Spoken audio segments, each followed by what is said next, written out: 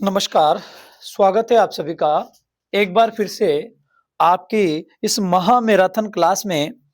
आपकी अनिवार्य हिंदी की 2 महा मैराथन क्लास हो चुकी है और मैं इतना कहना चाहूँगा कि परीक्षा से पहले यदि आप 2 या 3 बार इस महा मैराथन क्लास का रिवीजन कर लेते हैं, तो फिर आपको अन्यत्र कोई चीज़ पढ़ने की कतई आवश्यकता नहीं है। आइए समझते हैं गद्य भाग। और गद्य भाग हम पढ़ रहे थे। ये क्लास आप अपने दोस्तों को भी शेयर ज़रूर कीजिएगा। इससे पहले मैंने पद्य भाग की महा मैराथन, आप समझ ही गए होंगे मेरी बात। पद्य भाग की महा मैराथन क्लास आपके सामने प्रस्तुत की थी और लगभग आप सभी का बहुत ही अच्छा रिस्पॉन्स आया। अब मैं गद्य भाग की जो है आपके सामने रखने जा रहा हूँ। सबसे पहले भक्तिन महादेवी वर्मा सुनिएगा। भक्तिन महादेवी वर्मा का प्रसिद्ध संस्मरणात्मक रेखा चित्र है जो स्मृति की रेखाओं में संकलित है। इसमें सेविका भक्तिन के अतीत व वर्तमान का परिचय देते हुए उसके व्यक्तित्व का बहुत दिलचस्प खाका खींचा है। भक्तिन पितृसत्तात्मक मान्यताओं और छल छदम भरे समाज में अपने और अपनी बेटियों के हक की क्या लड़ती है लड़ाई, उसने हार कर कैसे अपनी जिंदगी की राह पूरी तरह बदल लेने के निर्णय तक पहुंची, इसका अत्यंत संवेदनशील चित्रण यहाँ पर दिखाई देता है। इस पाठ में किया गया है। पाठ का सारांश। छोटे कद व दुबले शरीर वाली भक्तिन अपने पतले ओठों के कोनों में दृढ़ संकल्प और छोटी आंखों में एक विचित्र समझदारी लेकर जिस दिन महादेवी वर्मा के पास आ उपस्थित हुई, सेवक धर्म में सेवक धर्म में हनुमान जी से स्पर्धा करने वाली भक्तिन किसी अंजना की पुत्री न होकर एक अनामधन्य गोपालिका कन्या है। नाम है नाम है लक्ष्मीन अर्थात लक्ष्मी, पर जैसे नाम की विशेषताएं उनके लिए दुर्लभ है, उसी प्रकार लक्ष्मी महादेवी वर्मा की समृद्धि भक्तिन के कपाल की कुंचित रेखाओं में नहीं बन सकी। वह ऐतिहासिक जोशी गांव में सूरमा की इकलौती बेटी ही नहीं, विमाता के किंवदंती बन जाने वाली ममता की छाया ममता की छाया में भी वह पली है। पिता पिता का उस पर अगाध प्रेम होने के कारण स्वभावतः ईर्ष्यालु और संपत्ति की रक्षा में सतर्क विमाता ने सौतेली माँ ने उनके मरणांतक रोग का समाचार तब भेजा जब वह मृत्यु की सूचना भी बन चुका था। भक्ति ने कुछ समय पश्चात धूमधाम से बड़ी लड़की का विवाह करने के उपरांत पति ने घरौंदे से खेलती हुई 2 कन्याओं और कच्ची गृहस्थी का भार 29 वर्ष की पत्नी पर छोड़कर इस संसार से क्या ले ली विदा। उसने ससुर और जाने कितनी पीढ़ियों के ससुर गणों की उपार्जित जगह जमीन से सुई की नोक बराबर भी देने की उदारता न दिखाई देने की क्या नहीं दिखाई उदारता नहीं दिखाई। उसने पति के चुने हुए बड़े दामाद को घर जमाई बनाकर रखा। भक्तिन का दुर्भाग्य भी उससे कम हटी नहीं था। इसी से किशोरी से युवती होते ही बड़ी लड़की भी विधवा हो गई। विधवा बहन के गठबंधन के लिए बड़े जिठौत ने अपने तीतर लड़ाने वाले साले को बुला लिया, परंतु भक्तिन की लड़की ने उस वर को नापसंद कर दिया। एक दिन भक्तिन की अनुपस्थिति में वर महाशय ने बेटी की कोठरी में घुसकर भीतर से क्या बंद कर लिया द्वार बंद कर लिया और उसके समर्थक गांव वालों को बुलाने लगे। युवक कहता है कि वह निमंत्रण पाकर यहाँ आया था। युवती उसके मुख पर 5 उंगलियों के उभार में इस निमंत्रण के अक्षर पढ़ने का अनुरोध करती थी। एक अपीलहीन फैसला हुआ कि चाहे वे दोनों झूठे हो या दोनों सच्चे हो, परंतु दोनों एक कोठरी से निकले हैं, तब उनका पति पत्नी के रूप में रहना ही कलयुग के दोष का परिमार्जन कर सकता है। भक्ति कमाई के विचार से शहर आकर पहुंची और वह महादेवी वर्मा के यहाँ सेवक धर्म में दीक्षित हुई। भक्ति अच्छी है ये कहना भी कठिन है, क्योंकि उसमें दुर्गुणों का कोई कमी नहीं थी। वह सत्यवादी हरिश्चंद्र नहीं बन सकती। वह महादेवी वर्मा के इधर-उधर पड़े पैसे रुपये कैसे अंतरहीन हो जाते, ये रहस्य भी भक्तिन जानती है। लेखिका जब दिन भर के कार्य से छुटकारा पाकर छंदबद्ध करने बैठती, तो छात्रावास की रोशनी बुझ जाती। तब लेखिका की हिरनी सोना बैठकर पागुर करना बंद कर देती, मतलब जुगाली। कुत्ता वसंत आंखें मूंद लेता और बिल्ली जो गोधूली है, लेखिका के तकिए पर सिकुड़कर सो रही होती। भक्ति लेखिका को रात में भी अकेली नहीं छोड़ती थी। वह कोने में दरी पर आसन लगाकर बैठी रहती थी और लेखिका की आवश्यकता की वस्तुएं प्रदान करती रहती थी। लेखिका के भ्रमण की भी एकांत सातिन भक्तिन ही रही।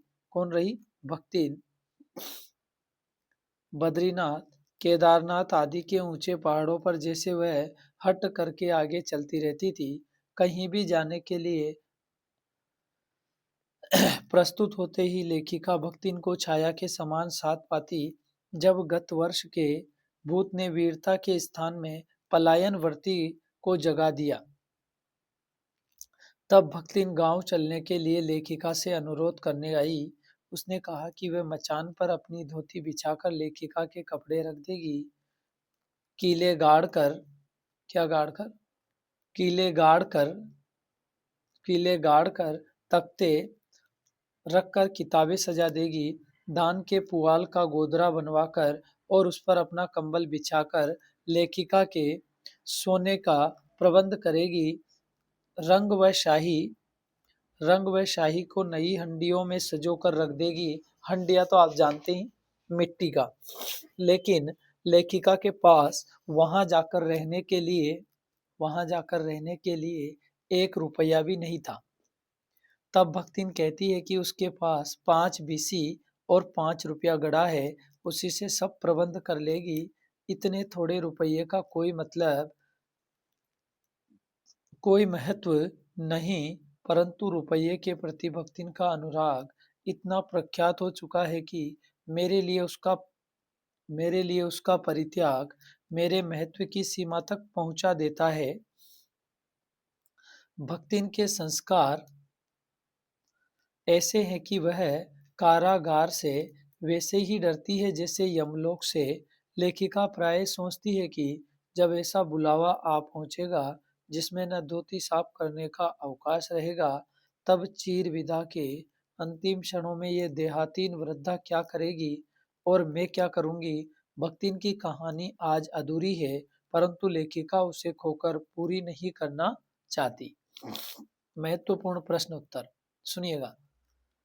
भक्तिन का वास्तविक जो नाम है क्या था, तो लक्ष्मीन था। लक्ष्मी को भक्तिन नाम किसने दिया? महादेवी वर्मा ने।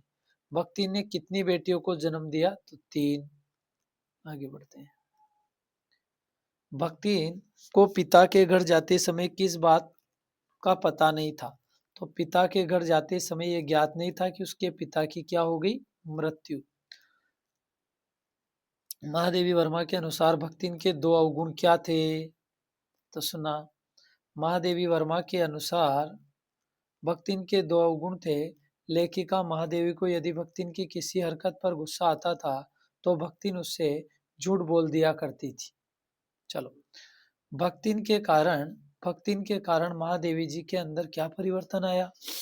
तो भक्तिन गांव की रहने वाली थी, जिस कारण उसकी जीवन शैली और खान पान भी देहाती था। भक्तिन लेखिका के लिए गाढ़ी दाल, मोटी रोटी, मकई की लपसी, भुट्टे के हरे हरे दाने की खिचड़ी और बाजरे के तिल वाले ठंडे पुए बनाती थी। इस तरह से धीरे धीरे महादेवी वर्मा के रहन सहन में भी परिवर्तन आता चला गया और वह भी भक्तिन के रंग में रंगती चली गई। भक्तिन का मूल नाम क्या था तथा महादेवी वर्मा ने उसका नाम भक्तिन क्यों रखा? तो भक्तिन का मूल नाम था लक्ष्मीन, जिसका अर्थ लक्ष्मी होता है। लक्ष्मी धन की देवी होती है, लेकिन भक्तिन का जीवन अपने नाम के एकदम विपरीत था। भक्तिन दरिद्रता में जीवन व्यतीत कर रही थी।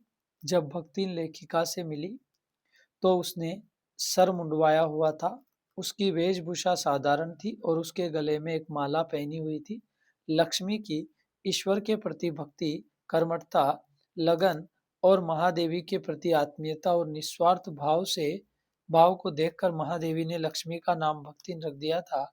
ये नाम लक्ष्मी के गले में रहने वाली माला और उसकी जीवन शैली वेशभूषा के एकदम क्या था, अनुरूप।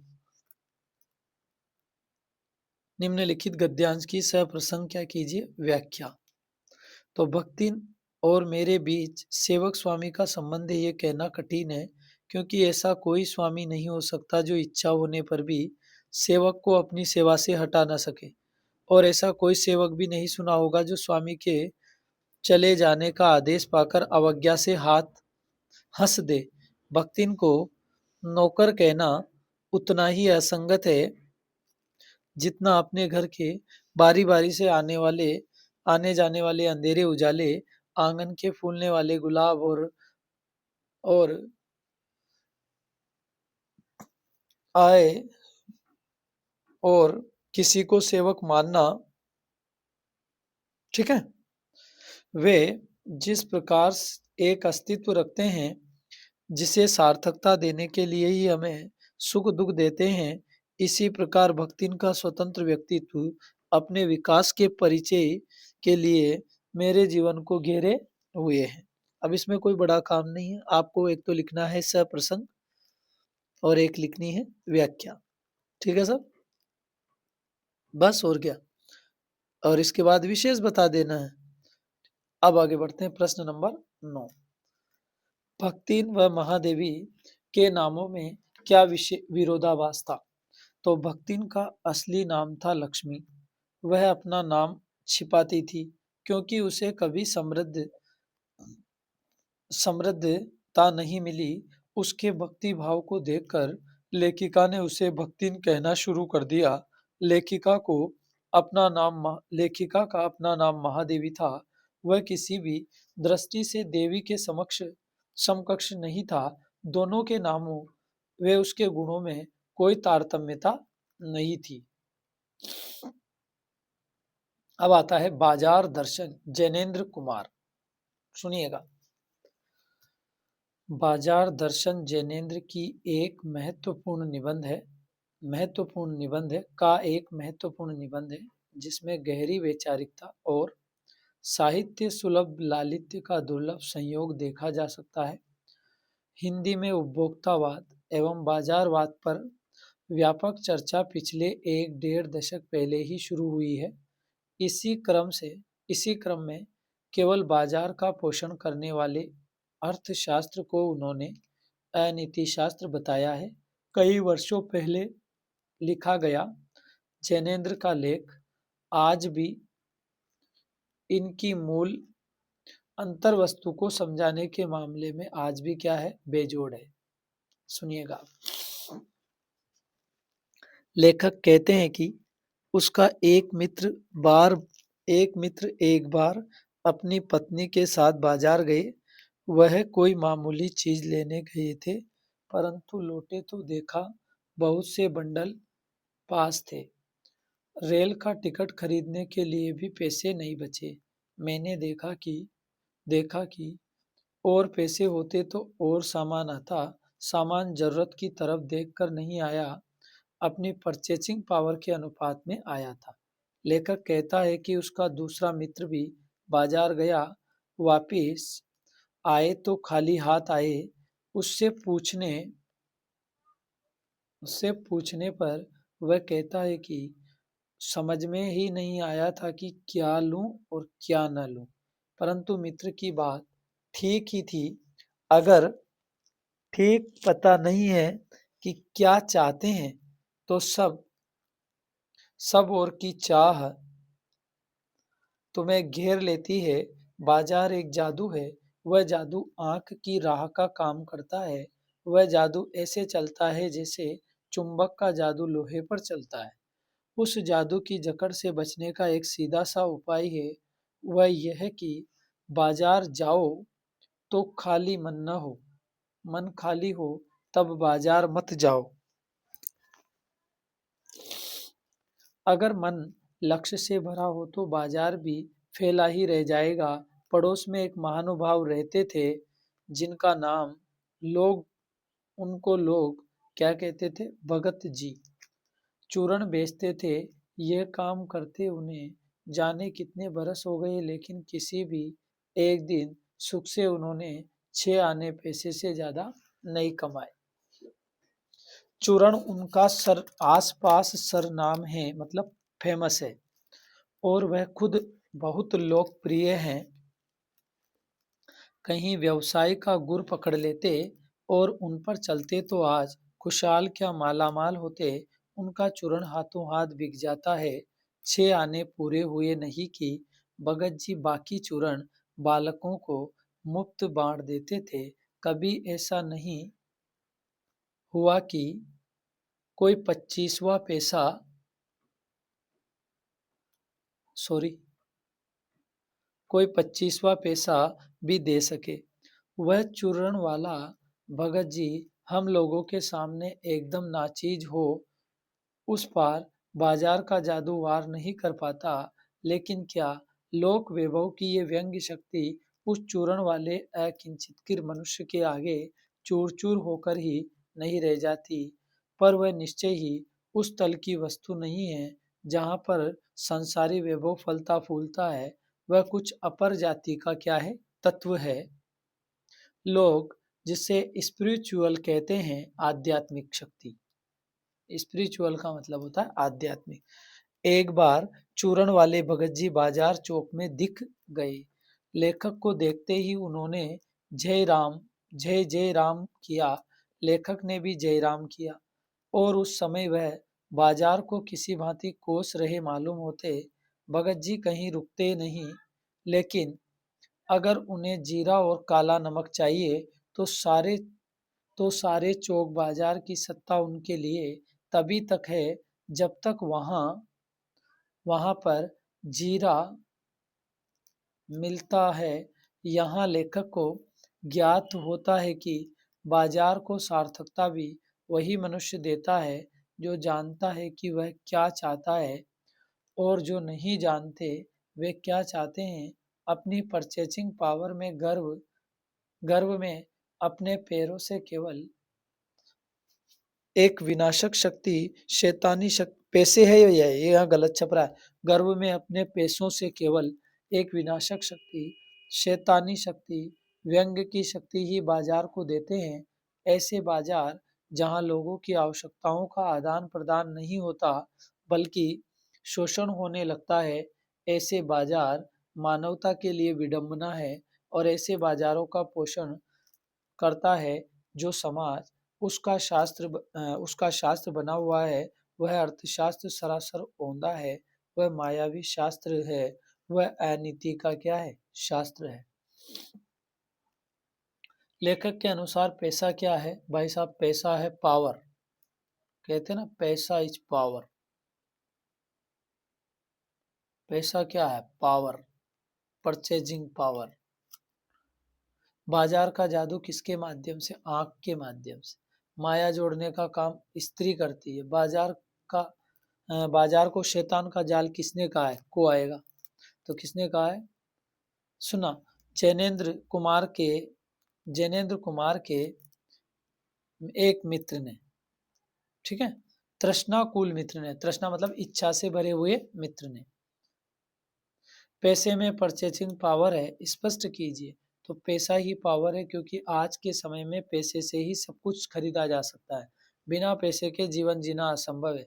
पैसे में परचेजिंग पावर है, कहने का आशय यह है कि जेब में जितना अधिक पैसा होगा उतनी अधिक सामान की खरीदारी की जा सकेगी, फिर चाहे वह सामान उनकी जरूरत का भी हो, चाहे भले मत हो।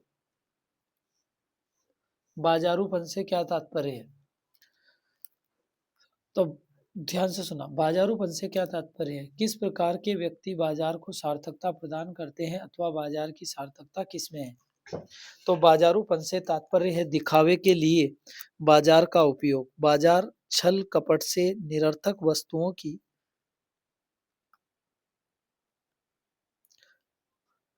खरीद फरोख्त दिखावे व ताकत के आधार पर होने लगती है, तो बाजार का बाजारूपन बढ़ जाता है। जो व्यक्ति अपनी आवश्यकताओं के बारे में निश्चित होते हैं, बाजार को सार्थकता प्रदान करते हैं। भगत जी पर बाजार का जादू नहीं चलता। क्यों नहीं चलता है? सुनना आप। भगत जी का जो चूरन है प्रसिद्ध था और हाथों हाथ बिक जाता था। वे एक दिन में 6 आने से अधिक नहीं कमाते थे और इतनी कमाई होते ही बाकी चूरन बच्चों में मुफ्त बांट देते। बाजार की चकाचौंध से मुक्त रहने से ही उन पर उसका जादू नहीं चलता था। अब गद्यांश की व्याख्या तो देखो ऐसा है, बस गद्यांश को पढ़ना है और राइटर का नाम बताना है, संदर्भ प्रसंग व्याख्या और विशेष लिख करके इसे पूरा करना है। इसमें तो कोई बड़ा काम नहीं है, इसे तो आप आसानी से कर सकते हैं। फिर आता है पाठ 3, काले मेघा पानी दे, और राइटर है धर्मवीर भारती। सुनिएगा आप। यहाँ प्रस्तुत संस्मरण काले मेघा पानी दे में लोक प्रचलित विश्वास व विज्ञान के द्वंद्व का चित्रण है। विज्ञान का अपना तर्क है और विश्वास का अपना सामर्थ्य है। इसमें कौन कितना सार्थक है, यह पढ़े लिखे समाज को उद्वेलित करता रहता है। लेखक ने अपने किशोर जीवन के इस संस्मरण में दिखलाया है कि अनावृष्टि दूर करने के लिए गांव के बच्चों की इंद्र सेना द्वार द्वार पानी मांगते चलती है और लेखक का तर्कशील किशोर मन भीषण सूखे में उसे पानी की निर्मम बर्बादी के रूप में क्या करता है, देखता है। जब गली जब गली मोहल्ला गांव शहर हर जगह लोग गर्मी में बुन बुन कर त्राहिमाम कर रहे होते हैं, जेठ के 10 तपा बीत कर आषाढ़ का पहला पखवाड़ा भी बीत चुका होता, पर कहीं बादल की रेखा भी नहीं दिखाई देती। कुएं सूखने लगते, नलों में एक तो बहुत कम पानी आता और आता भी तो आधी रात को खौलता हुआ पानी आता। शहरों की तुलना में गांव में और भी हालात क्या थी, खराब थी। वहां मिट्टी सूख कर पत्थर हो जाती और पप, उसमें पपड़ी पड़कर जमीन फटने लगती। लू ऐसी चलती लू ऐसी कि चलते चलते आदमी आधे रास्ते में लू खाकर गिर पड़े। तब अंतिम उपाय के रूप में निकली ये इंद्र सेना। वर्षा के बादलों के स्वामी कौन, इंद्र, और इंद्र की सेना टोली बांधकर कीचड़ में लथपथ निकलती पानी मांगते हुए प्यासे गलों और भूखे खेतों के लिए। परंतु लेखक कहता है कि, क्या कहता है, जब चारों ओर पानी की इतनी कमी है तो लोग घर में इतनी कठिनाई से रखा हुआ पानी बाल्टी भर भर कर इन टोलियों पर क्यों फेंकते हैं? ये कैसी बर्बादी है? पानी की, अर्थात लेखक इसे पानी की बर्बादी समझता है और इन सबको अंधविश्वास समझता है। लेखक असल में था तो इन्हीं मेंढक मंडली वाली उम्र का, पर कुछ तो बचपन के आर्य समाजी संस्कार थे और एक कुमार सुधार सभा कायम हुई, उसका उपमंत्री बना दिया गया। किसको? लेखक को। सो समाज सुधार सो समाज सुधार का जोश कुछ ज्यादा ही था। लेखक को बचपन से ही अपनी जीजी से सबसे ज्यादा प्यार मिला। उनके पुत्र बहू को छोड़कर लेखक में ही उनके प्राण बसते थे। वे भी उन तमाम रीति रिवाजों, तीज त्योहारों, पूजा पाठ अनुष्ठानों की खान पान जिन्हें कुमार सुधार सभा का ये उपमंत्री अंधविश्वास कहता था, उन्हें जड़ से उखाड़ फेंकना चाहता था। लेकिन उनका कोई पूजा विधान, कोई त्योहार अनुष्ठान लेखक के बिना पूरा नहीं होता था। लेखक की जीजी सब लेखक के हाथों से कराती ताकि उनका पुण्य लेखक को क्या हो जाए, मिल जाए। लेकिन एक बार लेखक ने साफ मना कर दिया कि नहीं फेंकना, मुझे बाल्टी भर भर कर पानी इस गंदी मेंढक मंडली पर। जब जीजी बाल्टी भर पानी ले गई तो लेखक मुंह फुलाए खड़ा रहा और शाम को शाम को जीजी से बोला भी नहीं। अंत में लेखक कहता है कि इन बातों को आज 50 से ज्यादा बरस होने आए हैं। ये ज्यों की त्यों मन पर क्या है दर्ज है। महत्वपूर्ण प्रश्न उत्तर। इंद्रसेना कौन थी? तो गांव के 10 से 15 वर्ष के लड़कों की एक मंडली इंद्रसेना कहा गया। लेखक बचपन में कैसा था? तो आर्य समाजी संस्कारों वाला था।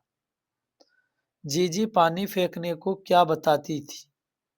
ठीक है, तो जीजी पानी फेंकने को बुआई कहती थी। गद्य विद्या की दृष्टि से काले मेघा पानी दे किस विधा की रचना है? संस्मरण है भाई। काले मेघा पानी दे में धर्मवीर भारती ने किस द्वंद्व का चित्रण किया है? तो प्रचलित विश्वास मतलब लोक विश्वास, लोक प्रचलित विश्वास और विज्ञान के द्वंद्व का चित्रण किया है। मेंढक मंडली का दूसरा नाम? तो मेंढक मंडली का दूसरा नाम इंद्र की सेना। पानी दे गुड़दानी दे में पानी दे गुड़धानी दे, काले मेघा पानी दे। ठीक है, तो पानी के साथ साथ गुड़धानी की मांग क्यों की जा रही है? सुनना ढंग से। अब यहाँ गुड़दानी से आशय अनाज से है। गुड़दानी गुड़ व अनाज के मिश्रण से बने खाद्य पदार्थ को कहते हैं। ठीक है, मेघों से पानी के साथ साथ गुड़दानी की मांग इसलिए की जा रही है क्योंकि पानी से प्याज बुझती है और साथ ही अच्छी वर्षा से ईख व धान भी उत्पन्न होता है।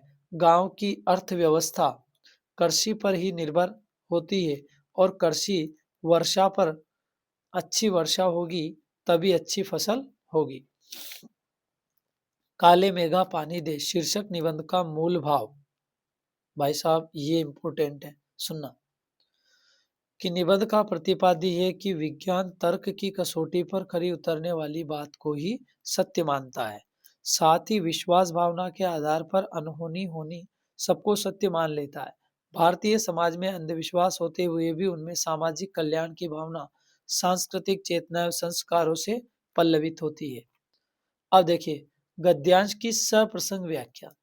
आप इसे पढ़ करके बस संदर्भ विशेष व्याख्या, संदर्भ प्रसंग व्याख्या और विशेष आपको लिखना है।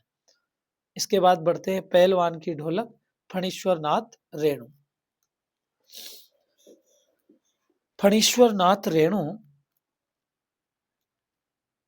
की प्रतिनिधि कहानियों में पहलवान की ढोलक भी शामिल है। यह कहानी कथाकार रेणु की समस्त विशेषताओं को एक साथ अभिव्यक्त करती है। रेणु की लेखनी में अपने गांव, अंचल एवं संस्कृति को सजीव करने की अद्भुत क्षमता है। ऐसा लगता है मानो हर एक पात्र वास्तविक जीवन ही जी रहा हो। पात्रों व परिवेश का इतना सच्चा चित्रण अत्यंत दुर्लभ है। इन विशेषताओं के साथ रेणु की ये कहानी व्यवस्था के बदलने के साथ लोक कला और उसके कलाकार के अप्रासंगिक हो जाने की क्या है कहानी। धीरे धीरे लोक कलाएं समाप्त हो रही है, इसके ऊपर है पाठ का सारांश। लेखक कहते हैं कि सुनिएगा, हाँ यहीं से लेते हैं। लेखक कहते हैं कि जाड़े के दिनों में गांव के अधिकतर लोग मलेरिया व हैजे से पीड़ित थे।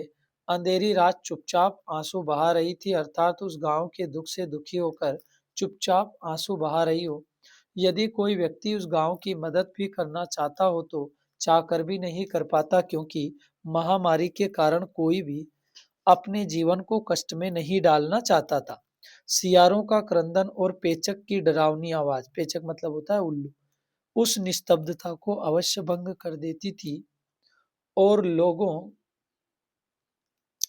के कराहने की आवाज मतलब पीड़ित होने की, कभी कभी बच्चों के निर्बल कंठों से माँ माँ की आवाज सुनाई पड़ती थी। कुत्ते दिन भर सिकुड़कर मन भर मारकर पड़े रहते थे और संध्या या रात्रि को मिलकर रोते थे। कौन? कुत्ते। अर्थात वह गांव के सुख में अपना स्वर मिलाने लगते रात की इस खामोशी को सिर्फ पहलवान की ढोलक तोड़ती थी। ये आवाज मृत गांव में शक्ति भरती रहती। उस पहलवान का नाम लुट्टन सिंह था। लुट्टन के माता पिता 9 वर्ष की उम्र में ही अनाथ बनाकर चल बसे थे। सौभाग्य से शादी हो चुकी थी। विधवा व्यास ने पाल पोस कर बड़ा किया। वह बचपन में गाय चराता, खूब दूध दही खाता और कसरत करता था। गांव के लोग गांव के लोग उसकी उसकी सास को, व्यास नहीं है सास, उसकी सास को लेकर परेशान किया करते थे। उन लोगों से बदला लेने के लिए ही उसने पहलवान बनने की ठानी। वह युवा अवस्था तक गांव में सबसे अच्छा पहलवान समझा जाने लगा। उसने कुश्ती के दांवपेच भी सीख लिए। एक बार वह शाम नगर मेले में दंगल देखने गया। पहलवानों की कुश्ती व ढोलक की आवाज सुनकर उससे रहा नहीं गया। उसने चांद सिंह नाम के पहलवान को चुनौती दे दी। चांद सिंह को शेर के बच्चे का खिताब हासिल था। उसका पराक्रम देखकर शामनगर के राजा उसे अपने यहाँ राज पहलवान रखने की सोच रहे थे। चांद सिंह ने चुनौती स्वीकार कर ली, लेकिन जब लुट्टन सिंह व लुट्टन सिंह लुट्टन सिंह वह भिड़े तो चांद सिंह बाज की तरह उस पर टूट पड़ा। उसने लुट्टन को जमीन पर पटक दिया, लेकिन लुट्टन सिंह उठ न, उठ खड़ा हुआ और दंगल दोबारा शुरू हुआ। परंतु इस बार लुट्टन ने सभी की उम्मीदों के विपरीत चांद सिंह को चित कर दिया और कुश्ती जीत ली। राजा ने प्रसन्न होकर कहा कि उसने शहर से आए पहलवान को हराकर अपनी मिट्टी की क्या रख ली, लाज रख ली और उन्होंने उसे राज पहलवान बना दिया।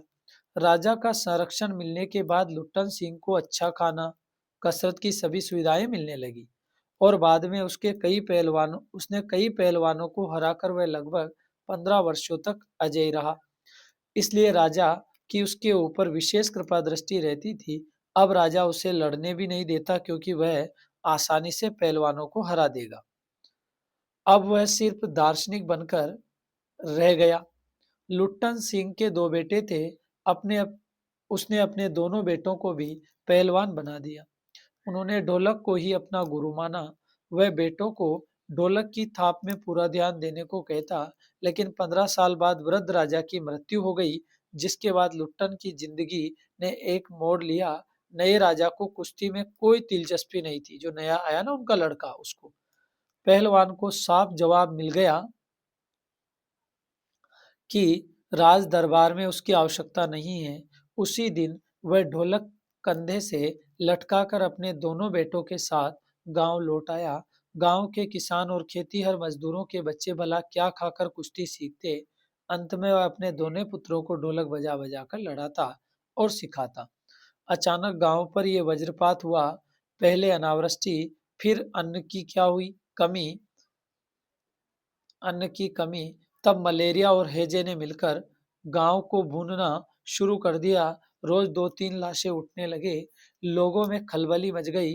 लोगों का मनोबल प्रतिदिन धीरे धीरे टूटने लगा और धीरे धीरे पूरा गांव समाप्त होने लगा।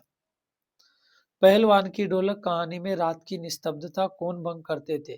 तो सियारों की चीख, पेचक की उल्लू की डरावनी आवाजें और रोगियों के कराने की आवाजें और कुत्तों का सामूहिक रुदन, ये सब रात की चुप्पी को तोड़ते थे। शेर का बच्चा किसे कहा गया था? सबको पता होना चाहिए, चांद सिंह नाम के व्यक्ति को। लुट्टन सिंह किसे अपना गुरु मानता था? तो उस भाई साहब ढोलक को। लुट्टन पहलवान की पारिवारिक पृष्ठभूमि, तो लुट्टन के माता पिता की मृत्यु 9 साल में ही हो चुकी थी। उसकी शादी हो चुकी थी। उसकी विधवा सास ने उसे पाला और पोसा। वह अपनी सास के यहाँ कसरत करता था। बड़ा हो गया, इसी कारण वह पहलवानों में धीरे धीरे फिर जोर आजमाने लगा। पहलवान की ढोलक कहानी में क्या संदेश है? तो पहलवान की ढोलक कहानी में व्यवस्था के बदलने के साथ लोक कला व उसके कलाकार के अप्रासंगिक हो जाने की कहानी है। राजा साहब की जगह नए राजकुमार का आकर जम जाना सिर्फ व्यक्तिगत सत्ता परिवर्तन नहीं, बल्कि जमीनी पुरानी व्यवस्था के पूरी तरह उलट जाने, उस पर सभ्यता के नाम पर एक नई व्यवस्था के आरोपित हो जाने के बारे में बताया गया है। ठीक है। प्रस्तुत कहानी के आधार पर गांव में व्याप्त महामारी की भयावह दशा का वर्णन कीजिए। तो गांव में फैली मलेरिया और हैजे की महामारी से रोज 2-3 लाशें उठने लगी। गांव सूना लगता था। दिन में करुण रुदन का स्वर सुनाई देता, परंतु रात में सन्नाटा रहता। लोग रात में अपनी झोपड़ियों में डरे सहमे पड़े रहते। माताओं में माताओं में दम तोड़ते हुए माताओं ने दम तोड़ते हुए पुत्रों को अंतिम बार बेटा कहकर पुकारने की भी क्या खुदी हिम्मत नहीं हो रही थी माओ की। लुट्टन ने अपने पुत्रों को कैसी शिक्षा दी? तो लुट्टन अपने दोनों पुत्रों को कसरत करने की शिक्षा देता था। वह प्रतिदिन प्रातःकाल स्वयं ढोल बजा बजाकर पुत्रों को उसकी आवाज पर पूरा ध्यान देने के लिए कहता था। फिर आगे बढ़ना। मेरा गुरु कोई पहलवान नहीं, यही ढोल है। ढोल की आवाज के प्रताप से ही पहलवान हुआ। दंगल में उतरकर सबसे पहले ढोलों को प्रणाम करना आदि शिक्षा देता था। पहलवान की ढोलक कहानी में निहित संदेश स्पष्ट कीजिए। इस कहानी में यह संदेश निहित है कि कलाकार कभी पराश्रित नहीं हो सकता। साथी आगे चलना। इस कहानी में यह संदेश निहित है कि कलाकार कभी पराश्रित नहीं हो सकता। ठीक है। साथ ही कलाओं के संरक्षण देना चाहिए। विषय एवं जीवट वाले व्यक्ति समाज को आपदाओं से मुकाबला करने में सक्षम बनाते हैं। ठीक है। कल का सांस्कृतिक एवं सामाजिक दृष्टि से विशेष महत्व रहता है। मतलब कला आएगा या कला एवं कलाकार को सदैव सम्मान मिलता रहे। ठीक है। कलाकार को और कलाओं को हमेशा क्या मिलना चाहिए? सम्मान मिलना चाहिए। मैंने व्याख्या की, आपको बोली दी, व्याख्या में ज्यादा आपको पचना नहीं है। केवल आप लोगों को व्याख्या में क्या करना है? सिर्फ और सिर्फ व्याख्या को समझना है। संदर्भ, प्रसंग, व्याख्या और विशेष लिखना है। अब हम पढ़ेंगे पाठ 5 शीर्ष के फूल। हजारी प्रसाद द्विवेदी। शीर्ष के फूल। ठीक है। क्या पढ़ेंगे? शीर्ष के फूल, हजारी प्रसाद द्विवेदी। पाठ का परिचय।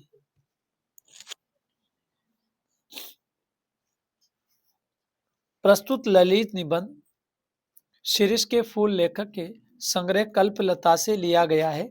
इसमें लेखक आंधी, लू और गर्मी प्रचंडता में भी अवधूत की तरह अविचल होकर कोमल पुण्यों का सौंदर्य बिखेर रहे शीर्ष के माध्यम से मनुष्य की अजय जिजीविषा और तुमुल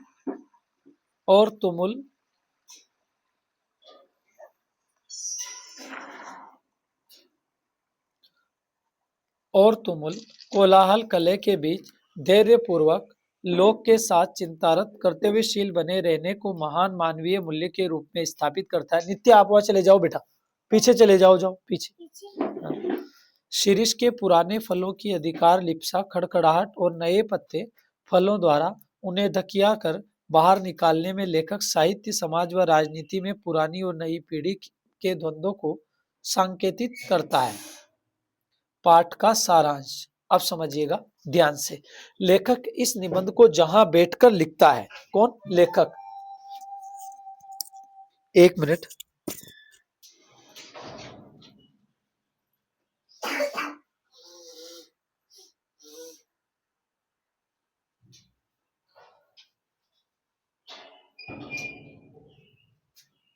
सुनिएगा, लेखक इस निबंध को जहां बैठकर लिखता है उसके आगे पीछे दाएं बाएं शीर्ष के अनेक पेड़ हैं जो ऊपर से नीचे तक फूलों से लदे हुए हैं।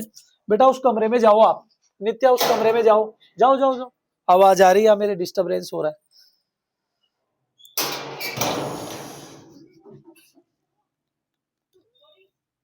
आगे पीछे दाएं बाएं शीर्ष के अनेक पेड़ हैं जो ऊपर से नीचे तक फूलों से लदे हैं।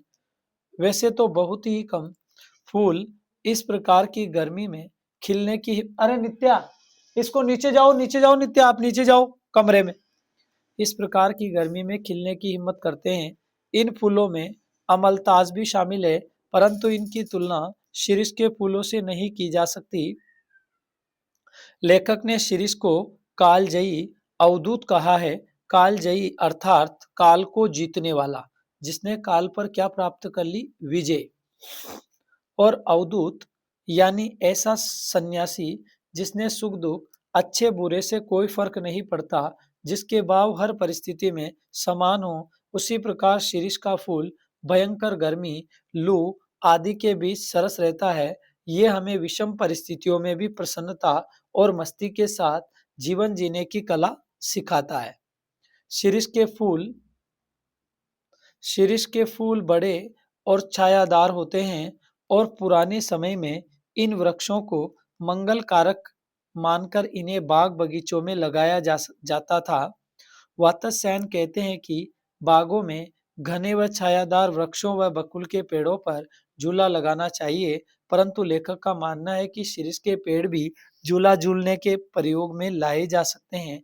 शिरीष के फूल को संस्कृत साहित्य में बहुत ही कोमल माना गया है।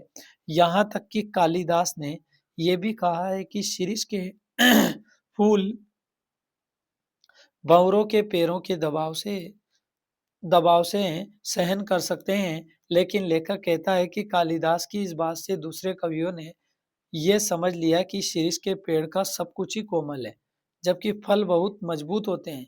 इनके फल इतने मजबूत है कि अपने स्थान या डालियों पर चिपकते हैं, कि नए फल आने पर भी अपना स्थान नहीं छोड़ते। जब तक नए पके फल इन्हें आकर धक्का देकर इन्हें बाहर नहीं कर देते, तब तक डटे रहते हैं। उनको देखकर मुझे उन नेताओं की याद आती है, किसी प्रकार जगा जगाने का कारण नहीं पहचानते, और जब तक नई पोत के आने उन्हें धक्का देकर बाहर नहीं निकाल देते, तब तक वे जमे रहते हैं। कवि सोचता है कि पुराने पुराने का यह अधिकार लिप्सा समय रहते क्यों नहीं सावधान हो जाती। जरा और मृत्यु, बुढ़ापा और मृत्यु दोनों ही जगत के अति परिचित और अति प्रमाणिक सत्य है। तुलसीदास ने अफसोस के इन पर सच्चाई की मोहर लगाई। धरा को प्रमाण यही, तुलसी जो फरा सो झरा, जो भरा सो बुताना। लेखक कहता है कि क्यों नहीं फलते ही समझ लेते कि झड़ना निश्चित है। शिरीष के फूलों को लेखक ने अवधूत माना, क्योंकि सुख दुख दोनों में एक समान रहता है। एक वनस्पति शास्त्री ने लेखक को बताया कि वह उस श्रेणी का पेड़ है जो वायुमंडल से अपना रस खींचता है, नहीं तो भयंकर लू के समय इतने कोमल तंतुजाल और सुकुमार केसर को कैसे उगा सकता है। अवधूतों के मुँह से ही संसार की सबसे सरस रचनाएं निकली है। लेखक कबीर को भी शिरीष के ही समान मस्त, बेपरवाह, सरस व मादक मानते हैं। लेखक का मानना है कि जिसे कवि बनना है, उसे अनासक्त योगी व फक्कड़ बनने की जरूरत है। कर्नाटक राजा की राजप्रिया अर्थात विज्जिका देवी ने केवल ब्रह्मा, जिन्होंने वेदों की रचना की, वाल्मीकि जिन्होंने रामायण को रचा, व्यास जिन्होंने महाभारत की रचना की, इन तीनों को कवि माना। कालिदास जी सौंदर्य के बाह्य आवरण को भेद कर उसके भीतर तक पहुंच सकते हैं।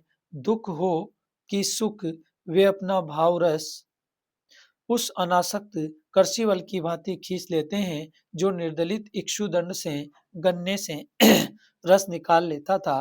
कालिदास महान थे क्योंकि वे अनासक्त रह सके थे। ऐसी प्रकृति सुमित्रा नंदन पंत व रविंद्रनाथ टैगोर में भी थी। शिरीष तरु सचमुच लेखक के मन में ऐसी तरंगे जमा देता है। संकलित निबंध शिरीष के फूल द्विवेदी जी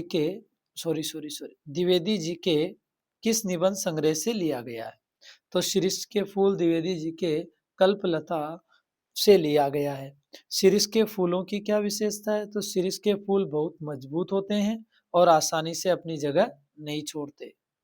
शीर्ष को अवधूत क्यों कहा गया है? तो शीर्ष चारों ओर की तपन और लू के बीच सरस होकर फलता फूलता है। शीर्ष के फूलों को देखकर लेखक को किनकी और क्यों याद आती है, समझाइए। तो शीर्ष के फूलों को देखकर लेखक को उन नेताओं की याद आती है, पुरानी पीढ़ी के उन लोगों की याद आती है जो पढ़ा लिखा और अधिकार लिप्सा रखते हैं, जो जमाने का रुख नहीं पहचानते और नई पीढ़ी के लोग जब तक उन्हें धक्का मारकर निकाल नहीं देते तब तक जमे रहते हैं। शिरीष के फूल के माध्यम से लेखक ने संघर्षशील एवं जिजीविषा की जो व्यंजना की है उसे स्पष्ट कीजिए। तो लेखक के अनुसार शिरीष का फूल बसंत के आगमन के साथ खिल उठता है और आषाढ़ तक निश्चित रूप से मस्त बना रहता है। भयंकर गर्मी, लू, आंधी, तपन से जब सारे पेड़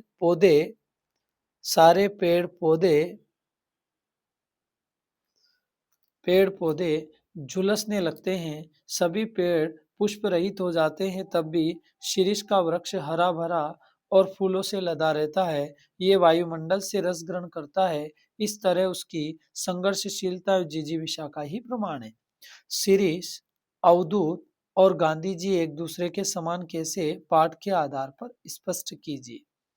तो शिरीष के अवधूत के ध्यान से सुना।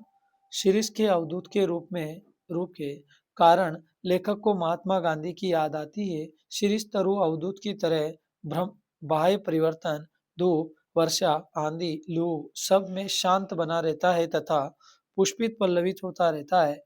इनकी तरह ही महात्मा गांधी भी मारकाट, अग्निदाह, लूटपाट, खून, खच्चर को बवंडर के बीच स्थिर रह सके थे। इस समानता के कारण लेखक गांधी जी को याद करता है।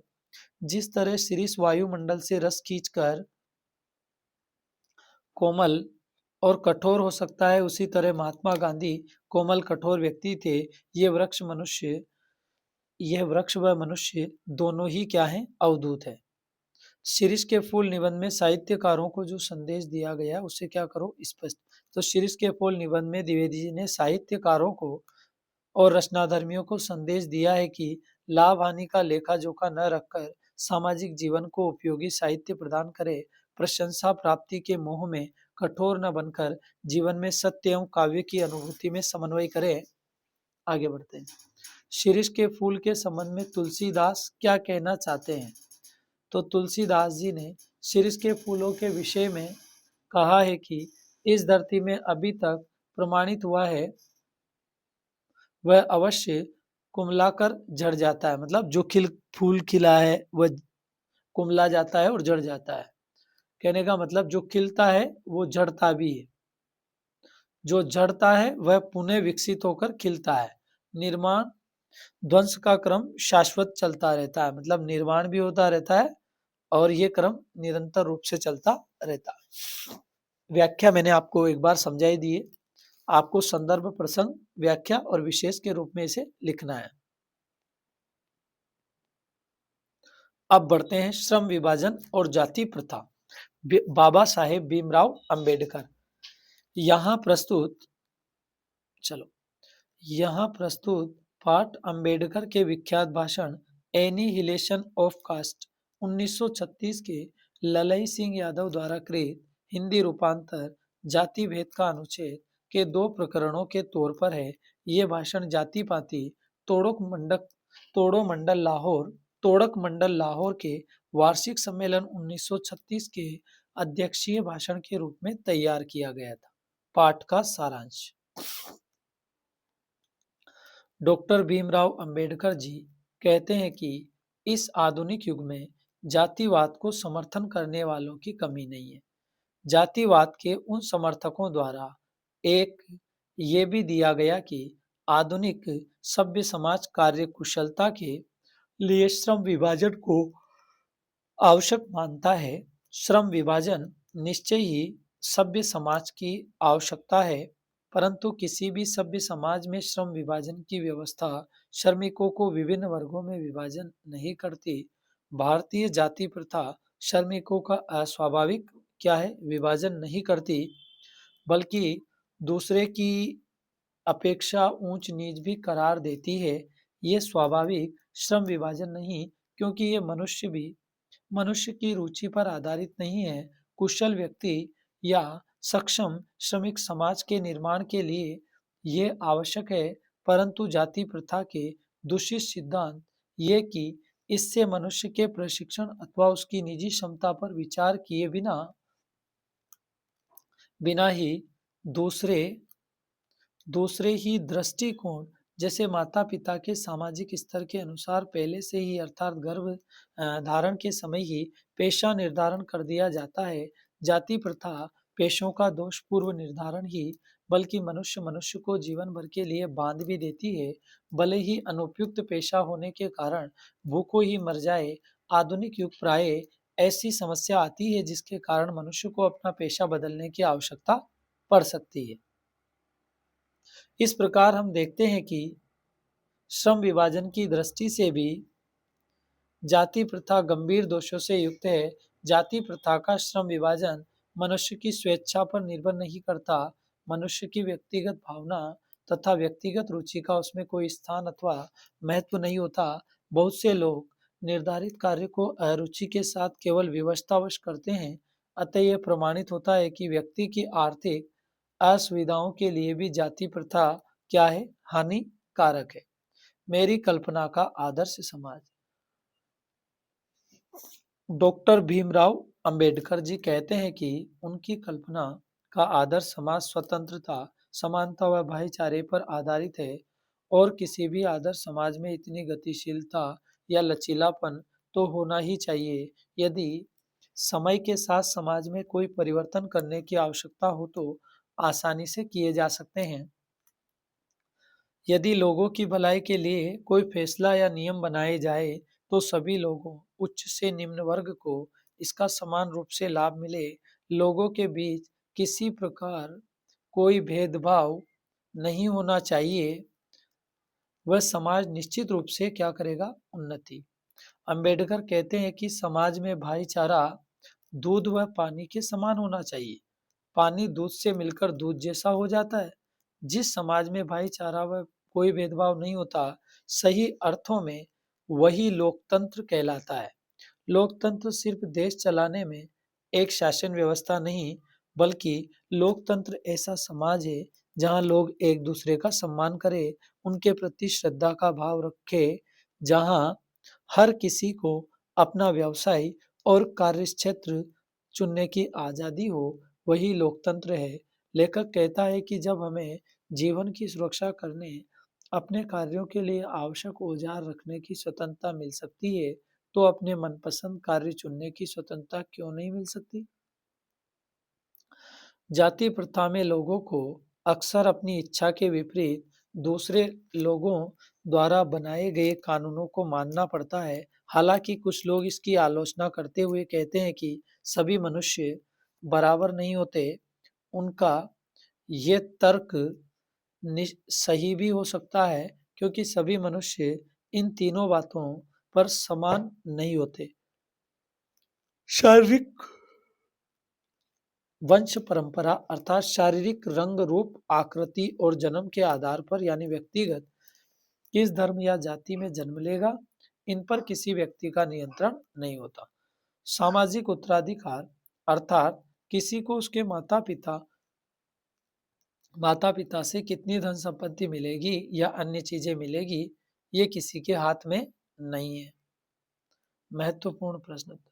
भारत में कौन सी व्यवस्था है जो सारे विश्व से अलग है? तो जन्म के आधार पर किसी का काम धंधा तय करना और उन्हें ऊंच नीच सिद्ध करना, ऐसी व्यवस्था। भारत में ऐसी कौन सी व्यवस्था है जो सारे विश्व से अलग है? तो जन्म के आधार पर किसी का काम धंधा तय करना और उन्हें ऊंच नीच सिद्ध करना, ऐसी ही व्यवस्था है। मानवता की कसौटी क्या है? और वह क्या संदेश देती है? तो मानवता की कसौटी है, मानव मात्र को समान माना जाए, उन्हें किसी प्रकार से वर्ग व भेद में न बांटा जाए। दास्ता किसे कहते हैं? तो जाति प्रथा के आधार पर निर्धारित कर्म को करने के लिए मजबूर होना। जातिवाद के पोषक उसके पक्ष में क्या तर्क देते हैं? तो जातिवाद के पोषकों का तर्क है कि आधुनिक सभ्य समाज कार्य कुशलता के लिए विभाजन आवश्यक मानता है और जाति प्रथा विभाजन का ही रूप है, इसलिए इसमें कोई बुराई नहीं है। जाति भारतीय समाज में जाति भारतीय समाज में श्रम विभाजन का स्वाभाविक रूप क्यों नहीं कही जा सकती? तो भारतीय समाज में जातिवाद के आधार पर श्रम विभाजन और अस्वाभाविक है, क्योंकि जातिवाद श्रम विभाजन श्रमिकों की रुचि अथवा कार्यकुशलता के आधार पर नहीं हो सकता, बल्कि माता पिता के गर्भ में ही श्रम विभाजन कर दिया जाता है, जो व्यवस्था अरुचिपूर्ण होने के कारण गरीबी और असमर्थता को या अकर्मण्यता को बढ़ाने वाला है। डॉक्टर भीमराव अंबेडकर समता को काल्पनिक वस्तु क्यों मानते हैं? तो डॉक्टर अंबेडकर का मानना है कि जन्म, सामाजिक स्तर, प्रयत्नों के कारण भिन्नता व असमानता होती है। पूर्व क्षमता एवं काल्पनिक स्थिति है, इसके बावजूद वे सभी मनुष्य को विकसित होने के समान अवसर देना चाहते हैं। वे सभी मनुष्य के साथ समान व्यवहार करना चाहते हैं। लेखक ने मनुष्य की क्षमता के बारे में क्या बताया है? तो लेखक बताता है कि मनुष्य की क्षमता 3 बातों पर निर्भर करती है: शारीरिक वंश परंपरा पर, सामाजिक उत्तराधिकार अर्थात सामाजिक परंपरा के रूप में माता पिता के कल्याण की कामना, शिक्षा व वैज्ञानिक ज्ञानार्जन आदि सभी उपलब्धियां जिसके कारण सभ्य समाज जंगली लोगों की अपेक्षा विशिष्ट शिक्षा प्राप्त करना चाहता है। और तीसरा है मनुष्य के अपने प्रयत्न। लेखक का मानना है कि असमान प्रयत्न के कारण असमान व्यवहार अनुचित मानते हैं। डॉक्टर भीमराव अंबेडकर ने आदर्श समाज के संबंध में क्या मान्यता है? डॉक्टर भीमराव अंबेडकर की मान्यता है कि आदर्श समाज स्वतंत्रता, समता और भ्रातृत्व पर आधारित है।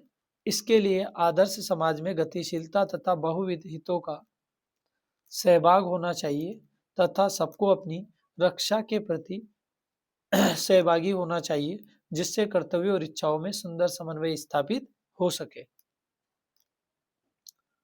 जाति प्रथा का दूषित सिद्धांत क्या है? ये कि ये मनुष्य के प्रशिक्षण अथवा उसकी निजी क्षमता पर विचार किए बिना दूसरे ही दृष्टिकोण जैसे माता पिता के सामाजिक स्तर के अनुसार पहले से ही गर्भधारण के समय ही से ही निश्चित कर दिया जाता है। मतलब जाति पहले ही निश्चित हो जाती है। ठीक है, व्याख्या तो आपको कोई परेशानी ही नहीं, व्याख्या में ऐसी कोई इशू है भी नहीं। Silver wedding Shyam Manohar Joshi.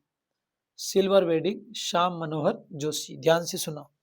पाठ का परिचय, यह एक लंबी कहानी है, ध्यान से सुना। मनोहर श्याम जोशी की अन्य रचनाओं से कैसी दिखती है? अलग, पर है नहीं। ये कहानी जोशी जी के चिर परिचित भाषिक अंदाज व मुहावरों से युक्त है। जो हुआ होगा और समहाउ इम्प्रॉपर, ये दो जुल्में इस कहानी के बीच काव्य है। जो हुआ होगा में यथास्थितिवाद यानी जो का त्यों कर लेने का भाव है, तो समहाउ इम्प्रॉपर में एक अनिर्णय की स्थिति भी है। ये दोनों ही भाव इस कहानी के मुख्य चरित्र यशोधर बाबू के भीतर द्वंद्व पैदा करते हैं। पाठ का सारांश, सिल्वर वेडिंग, ध्यान से सुना। सिल्वर वेडिंग नामक कहानी में लेखक मनोहर श्याम जोशी जी है। इस कहानी में उन्होंने पुरानी पीढ़ी व नई पीढ़ी के विचारों व जीने के तरीके के अंतर को स्पष्ट करने का सफल प्रयत्न किया है। कहानी के मुख्य पात्रों में यशोधर बाबू, उनकी पत्नी, उनके बच्चे व किशनदा आदि शामिल है। एक और यशोधर बाबू पुराने ख्यालात के व्यक्ति हैं, वह अपने परंपरागत संस्कारों और आदर्शों को जीवित रखना चाहते हैं। वहीं दूसरी ओर उनके बच्चे नए जमाने के हिसाब से जीवन जीने में विश्वास रखते हैं। वाईडी पंत अर्थात यशोधर बाबू जो कि सेक्शन ऑफिसर है, वे अपने दफ्तर की घड़ी पर नजर दौड़ाते हैं जो 5:25 बजा रही थी।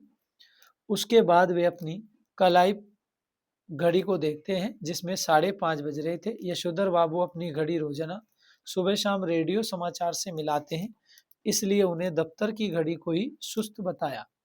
उन्होंने अपनी कलाई पर घड़ी पर कलाई उन्होंने अपनी कलाई पर घड़ी पर चड्डा मतलब उनकी कलाई घड़ी पर चड्डा ने व्यंग्य करते हुए कहा कि क्या कभी उनकी अपनी चूनेदानी सही वक्त देती है।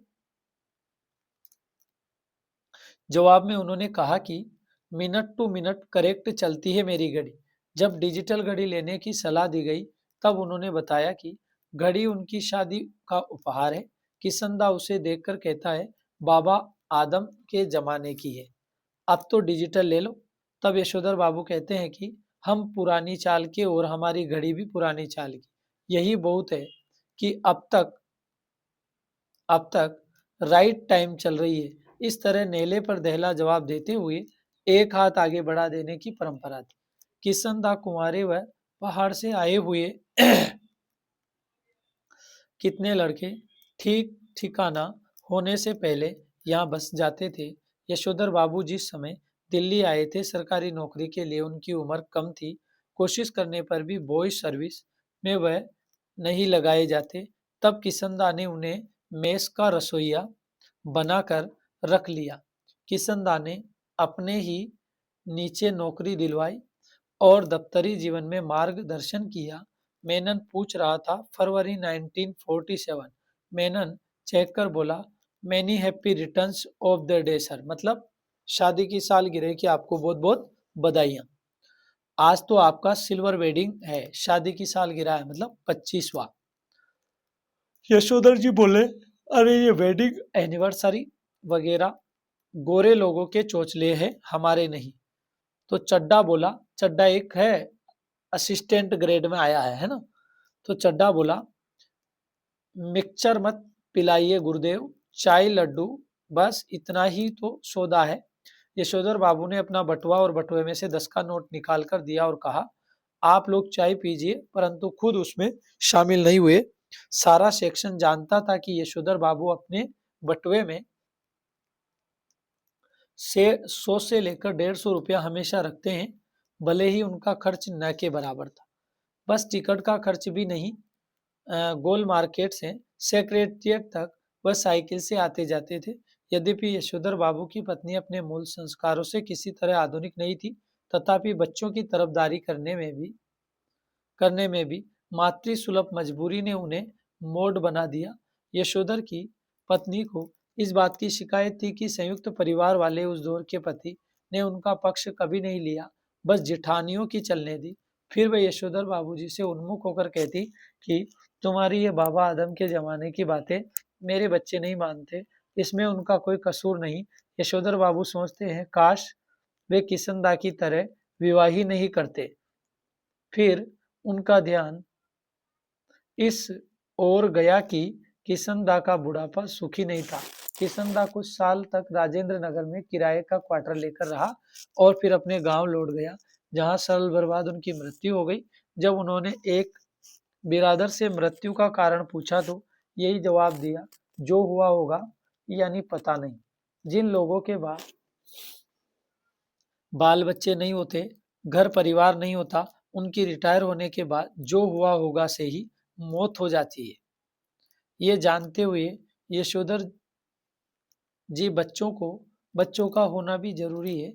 यशोधर जी के बच्चे यशोधर जी के बच्चे मनमानी कर रहे थे, जिम्मेदारी सर पर पड़ेगी तब सब अपने आप ही ठीक हो जाएंगे।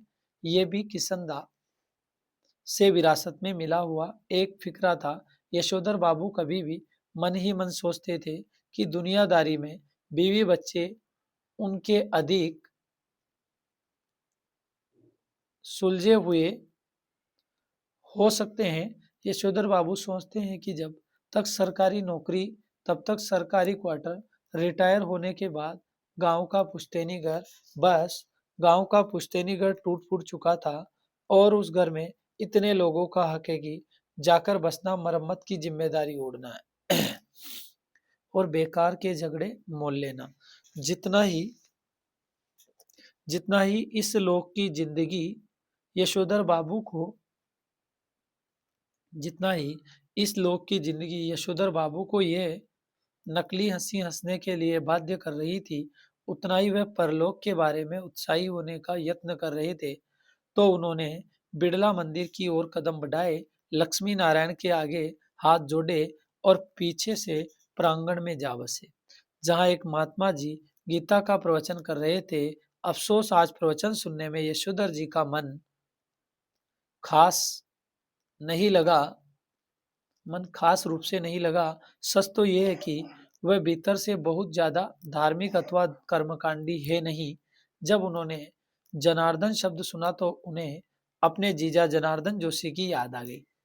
उनकी तबीयत खराब है। यशोधर बाबू सोचने लगे कि जीजी का हाल पूछने के लिए अहमदाबाद जाना ही होगा, परंतु उनके बच्चों को परिवार के लिए एक तरफा अच्छा नहीं लगता। लेकिन यशोधर जी कहते कि जब उन्होंने बच्चों व पत्नी का आशीर्वाद होने पर रोक टोक नहीं की तो उन लोगों को उनके जीने का ढंग पर कोई ऐतराज नहीं होना चाहिए। यशोधर को लगता है कि जब से उनका बेटा विज्ञापन कंपनी में नौकरी करने लगा, जैसे उसे अपने पैसों का घमंड आ गया हो। यशोधर जी चाहते हैं कि उनका बेटा अपना वेतन उनके हाथ में रखे या झूठे मुंह झूठे मुंह ही सही एक बात कहता तो एक बात कहता तो लेकिन बाप के साथ ज्वाइंट अकाउंट नहीं खोल सकता था। वह अपना वेतन वह अपने ढंग से खर्च कर रहा है। यशोधर बाबू सब्जी का झोला लेकर अपने क्वार्टर पहुंचे तो क्वार्टर के बाहर कार, कुछ स्वेटर, मोटरसाइकिल बहुत से विदा ले रहे थे, किंतु अपने बेटे भूषण को पहचान लिया, परंतु उन्हें समझ में नहीं आ रहा था कि उनके घर में क्या हो रहा है। यशोधर बाबू को उनके बेटे की झिड़की सी सुनाई पड़ी। बप्पा, आप भी हद करते हैं। सिल्वर वेडिंग के दिन 8 बजे घर पहुंचे हैं। हम लोगों के यहाँ सिल्वर वेडिंग कब से होने लगी? तो कह रहे हैं कि जब से तुम्हारा बेटा 1,500 महावर कमाने लगा, तब से। चंद्रदत्त तिवारी ने टिप्पणी दी। यशोधर बाबू को अपने बेटों से तमाम तरह की शिकायतें हैं, लेकिन कुल मिलाकर उन्हें ये अच्छा लगता है। वह ये बखूबी समझते हैं कि इतनी छोटी उम्र में 1,500 महावर प्लस 1,500 महीना प्लस कन्वेंस अलाउंस एंड तुम्हारा अदर वर्क्स पा जाना कोई मामूली बात नहीं। अपनी सिल्वर वेडिंग की ये भव्य पार्टी भी यशोधर बाबू को समहाउ इम्प्रॉपर लगी। उसके विवाह की 25वीं वर्षगांठ पर केक, 4 तरह की मिठाई, 4 तरह की नमकीन, फल, कोल्ड ड्रिंक, चाय सब मौजूद है।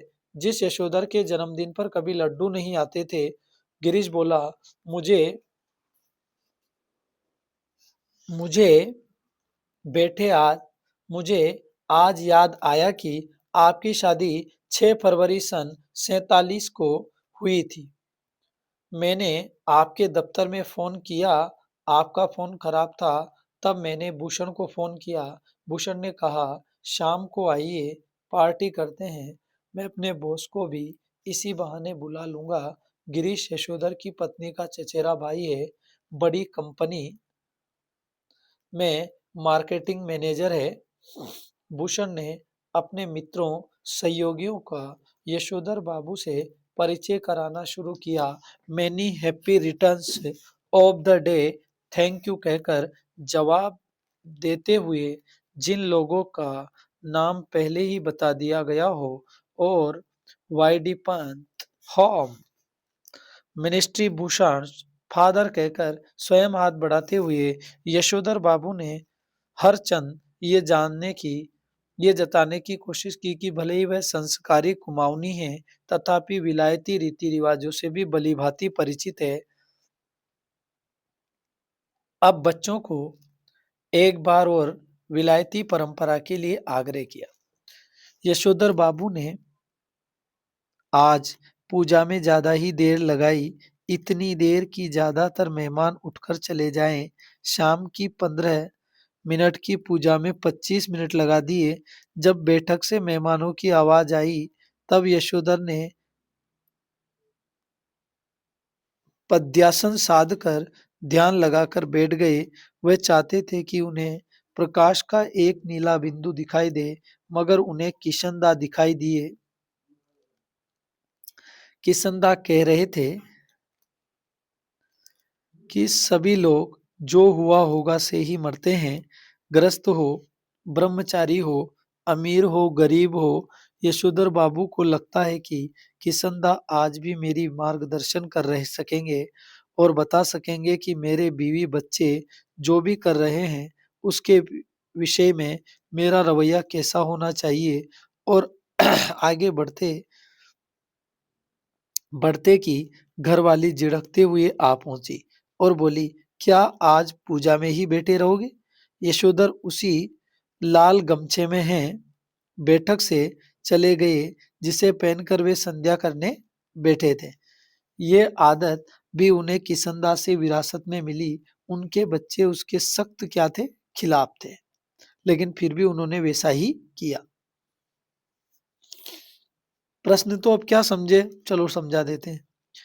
किशनदास से मिली परंपरा का पालन करते हुए यशोधर बाबू ने अपने माँ तत्व से क्या क्या कहा। ठीक है, तो यशोधर बाबू ने कहा कि आप लोगों की देखा देखी सेक्शन की घड़ी भी क्या हो गई, सुस्त। जब यशोधर बाबू रिटायर हुए तब उनका वेतन कितना था, 1500 रुपये प्रति महीना।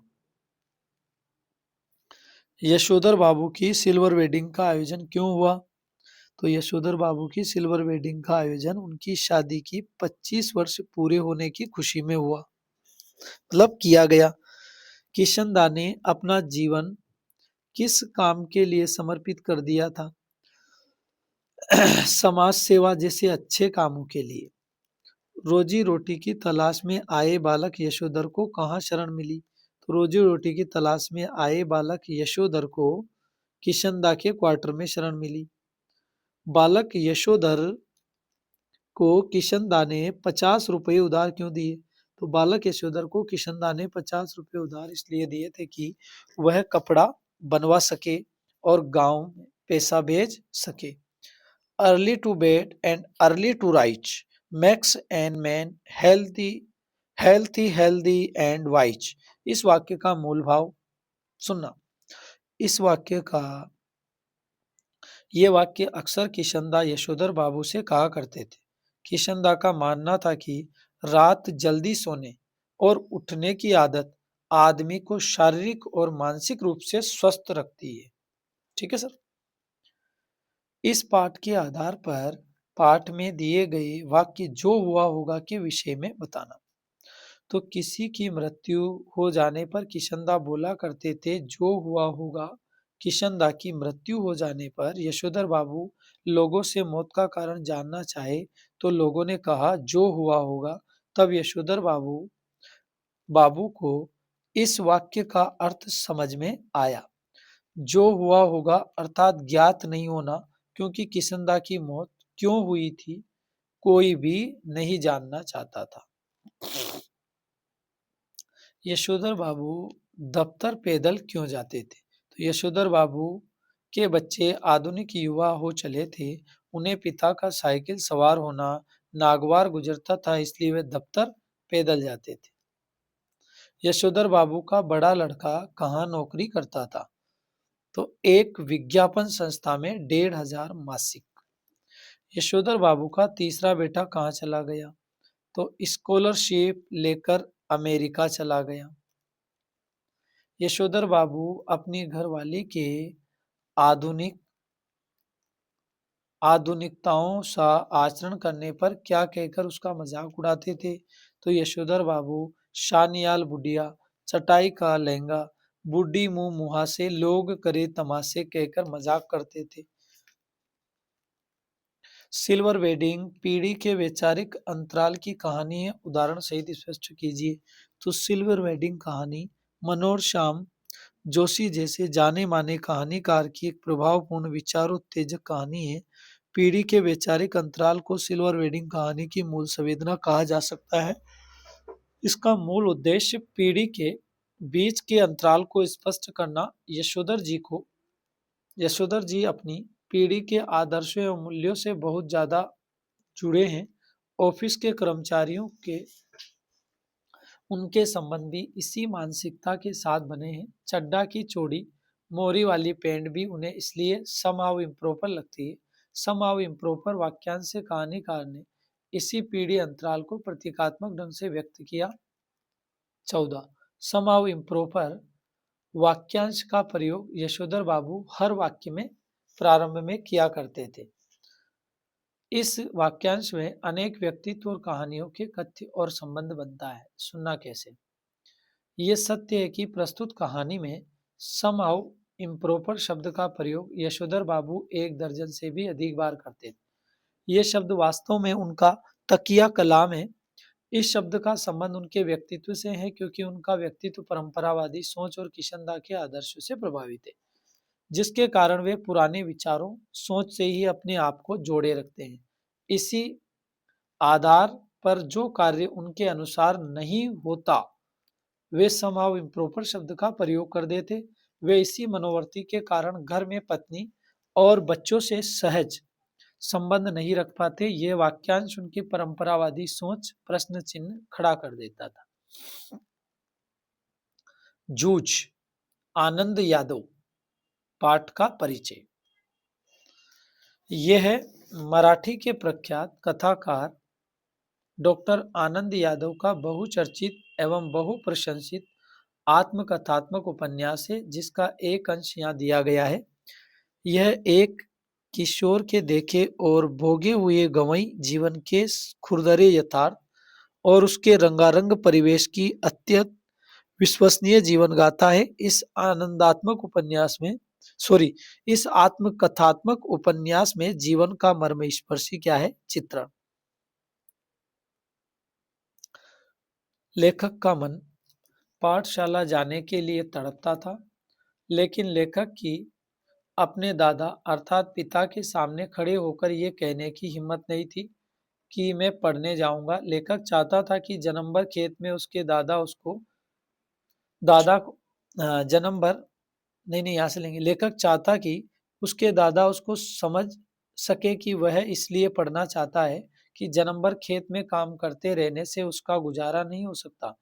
पढ़ जाऊंगा तो नौकरी लग जाएगी, 4 पैसे हाथ में रहेंगे तो दिवाली बीत जाने पर महीना भर ईख पेरने का कोलू चलाना होगा। कोलू धरा जल्दी शुरू किया तो दादा की समझ में ईख की अच्छी खासी कीमत मिल जाती, क्योंकि जब चारों ओर कोल्हू चलने लगते हैं तब बाजार में गुड़ की मात्रा अधिक हो जाती है और भाव नीचे गिराते हैं। इसलिए पूरे गांव में लेखक के परिवार का कोल्हू सबसे पहले शुरू होता था। इसी कारण इस साल भी कोल्हू जल्दी शुरू हो गया। लेखक का परिवार इन कामों से निपट कर आगे के कामों में लग जाए। लेखक की माँ धूप में कंडे थापती रहती थी और लेखक भी उनकी मदद करता था। बातों ही बातों में लेखक ने पढ़ने की क्या छेड़ दी बात। वह इस विषय में लेखक की कोई मदद नहीं कर सकी, क्योंकि लेखक के पिता लेखक की पढ़ाई की बात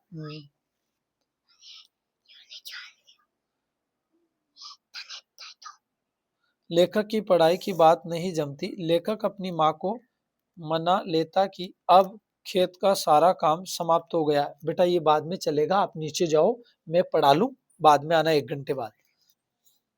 उसके लिए अब कोई काम नहीं है। इसलिए वे दोनों दत्ताजी राव सरकार के पास जाकर उनको सभी बात समझा सकते हैं। माँ भी मान जाती है और रात में दोनों दत्ताजी राव सरकार के यहाँ जाते हैं। लेखक की माँ ने दत्ताजी राव को सारी बात कह दी और वे भी उनकी बात से सहमत हो गए।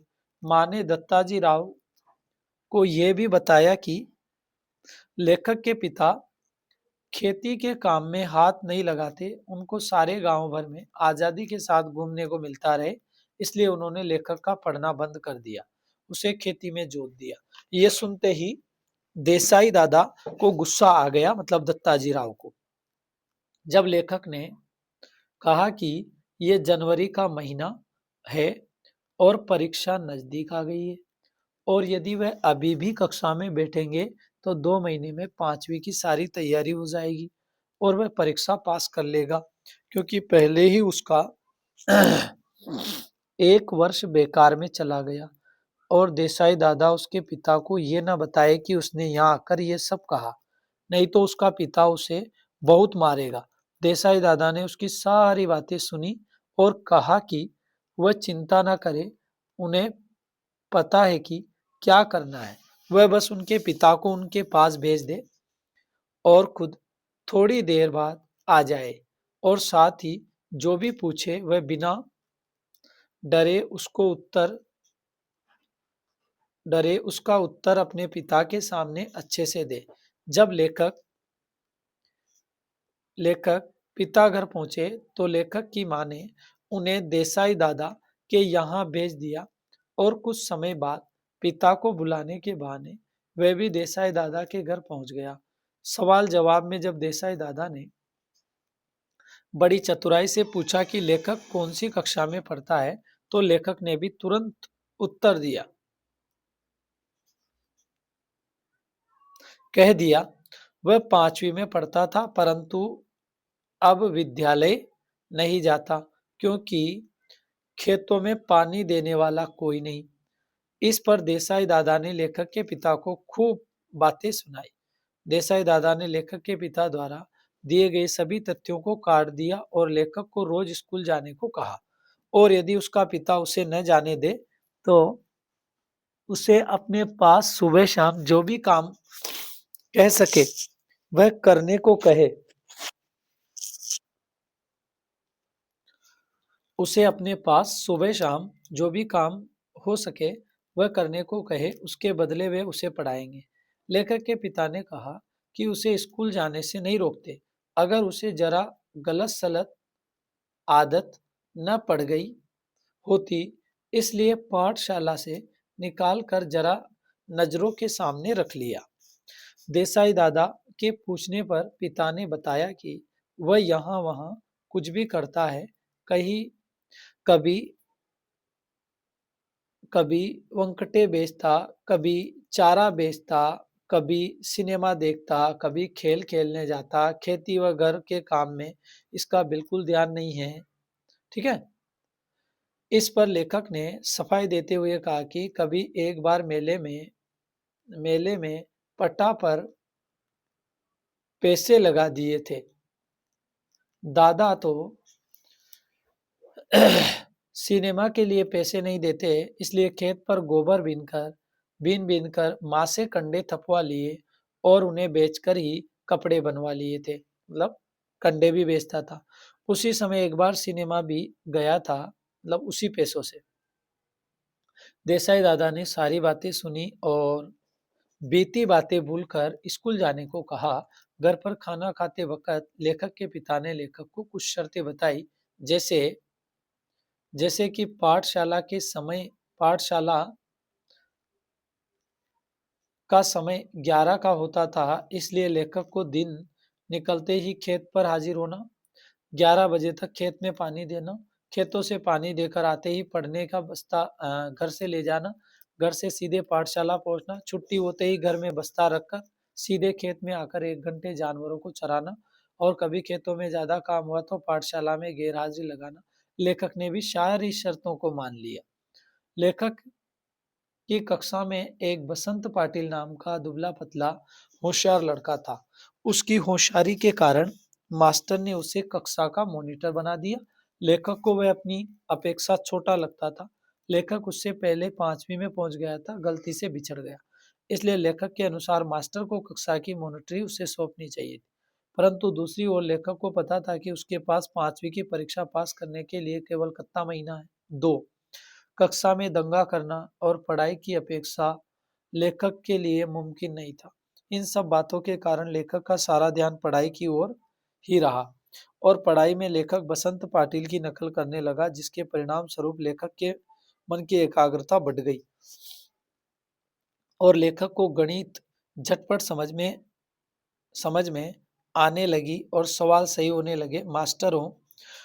मास्टरों लेखक को अपनेपन का व्यवहार मास्टरों का लेखक को अपनेपन का व्यवहार मिलने लगा। मास्टरों के इस व्यवहार के कारण, बसंत की दोस्ती के कारण पाठशाला में लेखक का विश्वास बढ़ने लगा। लेखक ने एक मराठी मास्टर नाम सोंदलगेकर ने कविता बहुत ही अच्छे ढंग से पढ़ाते थे। पहले तो वे एकाध कविता को गाकर सुनाते, फिर बैठे-बैठे अभिनय करके कविता के भाव बच्चों को समझाते। वे स्वयं भी कविता की रचना करते थे। कभी कक्षा में अपनी कविता याद आ जाती तो सुना देते। लेखक उनके द्वारा सुनाए व अभिनय की गई कविताओं को ध्यान से सुनता व देखता था।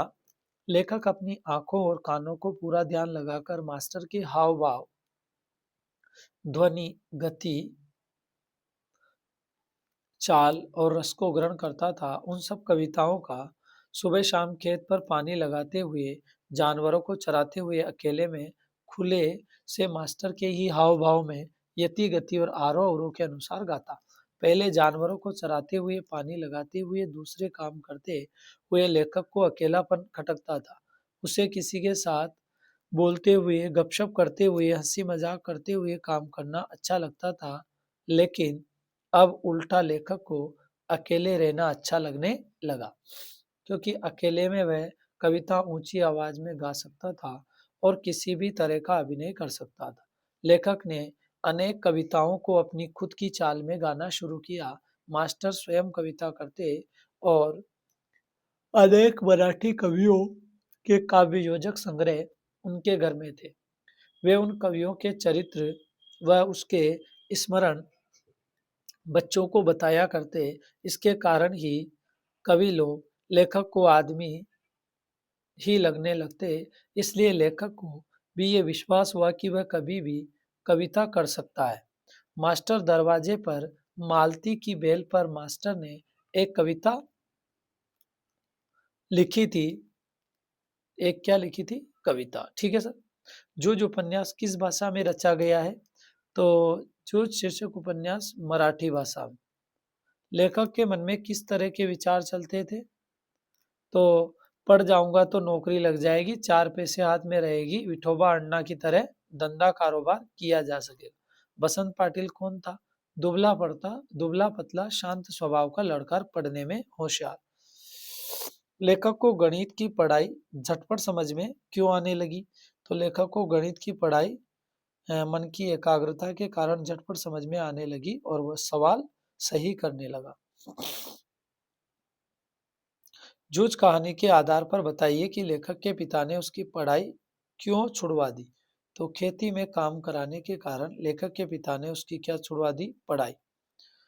कविता से लगाव के बाद लेखक को अकेले रहना क्यों अच्छा लगने लगा?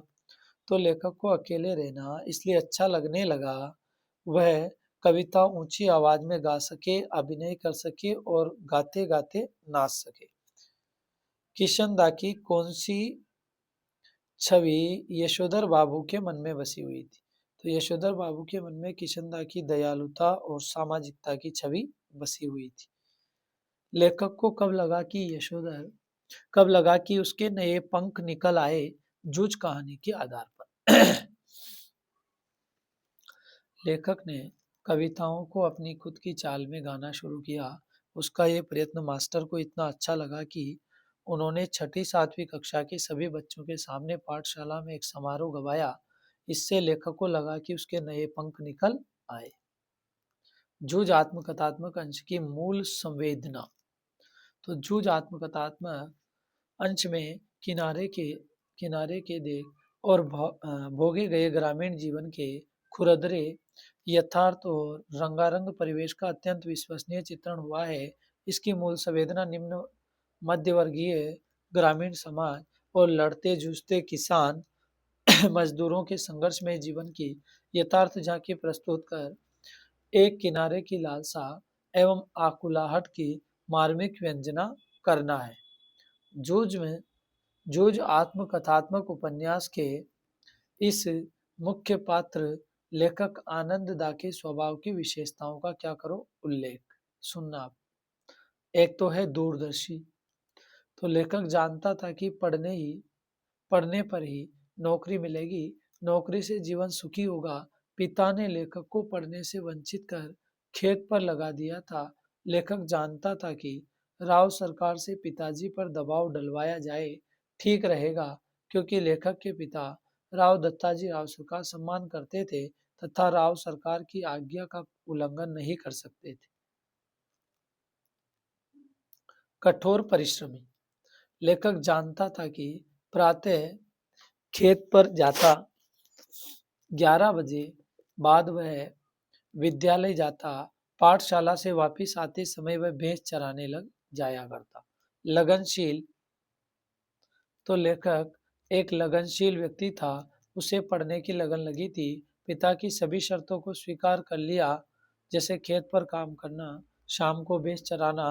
प्रारंभ में पढ़ाई में वह सहपाठियों से पीछे था, परंतु धीरे धीरे का निकल गया आगे। अध्यापकों का प्रिय। वह अपने शिक्षकों का आदर करता था। कक्षा में होशियार छात्र था। गुरुजी उसको अन्य साथियों की उत्तर पुस्तिका जांचने के लिए भी कहते थे। दत्ताजी राव ने दादा की खिंचाई मतलब टाइट करना।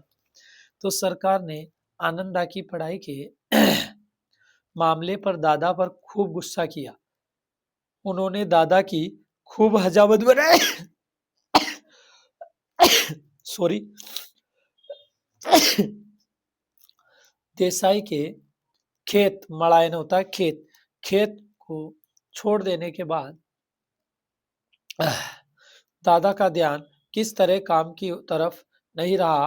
मन लगाकर वह खेत में किस तरह श्रम नहीं करता, फसल में लागत नहीं लगता, लुगाई और बच्चों को काम में जोतकर किस तरह खुद गांव भर में खुले सांड की तरह घूमता, और अब अपनी मस्ती के लिए किस तरह छोरा के जीवन को बलि चढ़ा रहा था। ठीक है सर। अब आ गया आपका पार्ट 3, अतीत में दबे पांव। ओम थानवी। सुनना ढंग से। इतिहास हमें दिशा दे सकता है तो ऐतिहासिक नगर सभ्यता के विकास को दिशा दे सकते हैं।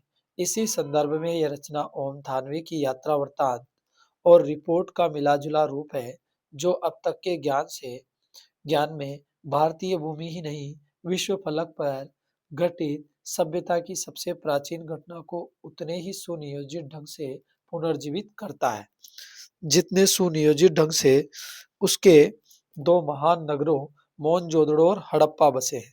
पाठ का सारांश। अभी भी मोहनजोदड़ो पाकिस्तान के सिंध प्रांत में स्थित और हड़प्पा पंजाब प्रांत पाकिस्तान, प्राचीन भारत के वही दुनिया के दो सबसे पुराने नियोजित क्या माने जाते हैं शहर। एक मिनट। नहीं बेटा, अभी 5 मिनट और लगेंगे बस क्लास में।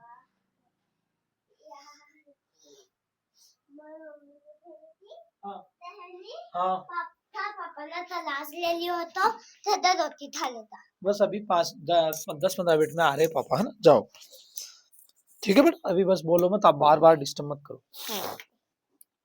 ठीक है सर, आगे चलते हैं। सिंधु घाटी सभ्यता के परिपक्व दौर के शहर माने जाते हैं। मोहनजोदड़ो ताम्रकाल के शहरों में सबसे बड़ा और सबसे उत्कृष्ट भी है। उधर सैकड़ों मील दूर हड़प्पा के ज्यादातर साक्ष्य रेल लाइन बिछाने के दौरान विकास की बेट चढ़ गए। मोहनजोदड़ो के बारे में धारणा है कि अपने दौर में वह घाटी की सभ्यता का केंद्र रहा होगा, यानी राजधानी। माना जाता है कि यह शहर 200 हेक्टेयर क्षेत्र में फैला था। आबादी कितनी थी? 25,000 थी। जाहिर है 5,000 साल पहले ये आज के महानगर की परिभाषा को भी लांघता होगा। मोहनजोदड़ो की खूबी यह है कि इस आदिम शहर की सड़कों और गलियों में आज घूम फिर सकते हैं। यहाँ की सभ्यता और संस्कृति का सामान भले ही अजायब घरों की शोभा बढ़ा रहा हो, यहाँ दरवाजे यहाँ सबसे ऊंचे चबूतरे पर बड़ा बौद्ध स्तूप है, मगर ये मोहनजोदड़ो की सभ्यता के बिखरने के बाद जीर्ण शीर्ण टीलों पर बना कोई 25 फुट ऊंचे चबूतरे पर 26 सदी पहले बनी ईंटों के दम पर स्तूप को आकार दिया गया है। चबूतरे पर भिक्षुओं के कमरे भी हैं। सन 1922 में राखाल दास बनर्जी यहाँ आए थे। उन्होंने ईसा पूर्व की निशान प्राप्त हुए भारतीय पुरातत्व सर्वेक्षण के महानिदेशक जॉन मार्शल के निर्देश में खुदाई का व्यापक अभियान शुरू हुआ। धीमे धीमे ये खोज विशेषज्ञों को सिंधु घाटी सभ्यता की देरी पर ले आई। इस खोज ने भारत को मिस्र और मेसोपोटामिया की प्राचीन सभ्यताओं के समक्ष लाकर खड़ा किया। दुनिया की प्राचीन सभ्यता होने भारत के दावे को पुरातत्व का वैज्ञानिक आधार मिल गया। इस स्तूप को नागर भारत का पुराना लैंडस्केप कहा जा सकता है। दृश्य चित्र स्तूप वाला चबूतरा मोहनजोदड़ो का सबसे खास हिस्से के एक सिरे पर स्थित है। उस हिस्से को पुरातत्व विभाग के विद्वान गढ़ कहते हैं। क्या कहते हैं? गढ़ कहते हैं। चार दीवारी के भीतर ऐतिहासिक शहरों के सत्ता केंद्र विस्तृत होते थे। चाहे राजसत्ता या धर्म सत्ता नगर नियोजन की मोहनजोदड़ो एक अनूठी मिसाल है। यहाँ की इमारतें भले ही खंडहर में बदल चुकी है, मगर शहरी सड़कों और गलियों में विस्तार को स्पष्ट करने के लिए खंडहर काफी है। यहाँ की कमोबेश सारी सड़कें सीधी हैं या फिर आडी। आज वास्तुकार इसे ग्रिड प्लान कहते हैं। ब्रासिलिया और चंडीगढ़ और इस्लामाबाद ग्रिड शैली के क्या हैं? शहर हैं जो आधुनिक नगर नियोजन के प्रमाण ठहराए जाते हैं। लेकिन बसावट शहर के खुद विकसने का कितना अवकाश छोड़ती है, इस पर बहुत ही शंका प्रकट की जाती है। मोहनजोदड़ो की साक्षर सुसंस्कृत समाज की स्थापना थी। स्तूप वाले चबूतरे के पीछे गढ़ और ठीक सामने उच्च वर्ग की बस्ती है। उसके 5 किलोमीटर दूर सिंधु बहती है। दक्षिण में जो टूटे फूटे घरों का जमगढ़ है, वह कामगारों की बस्ती है। कहा जा सकता है कि स्तर वर्ग की पहले लेखक के पहले अब आगे बढ़ना लेखक स्तूप के टीले से महाकुंड के विहार की दिशा में उतरे। दाईं तरफ एक लंबी गली है। धरोहर के प्रबंधकों ने उस गली का नाम देव मार्ग ठीक है रखा। माना जाता है कि उस सभ्यता में सामूहिक स्नान किसी अनुष्ठान का अंग होता था। कुंड करीब 40 फुट लंबा और 25 फुट चौड़ा, गहराई 7 फुट। कुंड में दक्षिण और उत्तर से सीढ़ियां उतरती है। उसके 3 तरफ साधुओं के कक्ष बने हुए थे। उत्तर में 2 पात में 8 स्नानागार हैं। इनमें किसी का द्वार एक दूसरे के सामने नहीं खुलता। सिद्ध वास्तुकला का ये नमूना है। एक कुंड की खास बात पक्की ईंटों का जमाव है। कुंड का पानी रिस न सके और बाहर अशुद्ध पानी कुंड में न आए, इसके लिए कुंड के तले में और दीवारों पर ईंटों के बीच में चूने और चिरोड़ी के गारे का इस्तेमाल किया गया है। पार्श्व दीवारें के साथ दूसरी दीवारें खड़ी की गई है, जिसमें सफेद डामर का प्रयोग है। पानी की बंदोबस्त के लिए एक तरफ दोहरे घेरे वाला अकेला कुआं है। इसे भी पवित्र या अनुष्ठानिक होने का प्रमाण माना गया है। कुंड से पानी को बाहर सॉरी कुंड से पानी को बाहर निकालने के लिए नालियां हैं। इनकी खासियत यह है कि ये पक्की ईंटों से बनी हैं और ईंटों से ढकी है। पानी की निकासी का ऐसा सुव्यवस्थित बंदोबस्त इससे पहले इतिहास में नहीं मिला। कुंड के दूसरी तरफ कोठार, उत्तर में एक गली है जहां बैलगाड़ियों के साक्ष्य मिलते हैं। ठीक इसी तरह कोठार हड़प्पा से भी कोठार हड़प्पा से भी पाया गया। सिंधु घाटी सभ्यता के इस दौर में व्यापारी नहीं, उन्नत खेती भी होती है। कई वर्षों तक ये माना जाता है कि सिंधु घाटी के अन्न नहीं उपजाते, उसका आयात करते हैं। कुछ विद्वान मानते हैं कि वह मूलतः खेतीहार व पशुपालक सभ्यता ही थी। लोहा शुरू में नहीं था, परंतु पत्थर व तांबे की बहुतायत थी। पत्थर सिंधु में ही था और तांबे की खानें राजस्थान में थी। इनके उपकरण खेती बाड़ी के काम में प्रयोग किए जाते थे, जबकि मिस्र और सुमेर में चकमक और लकड़ी के उपकरण इस्तेमाल होते थे।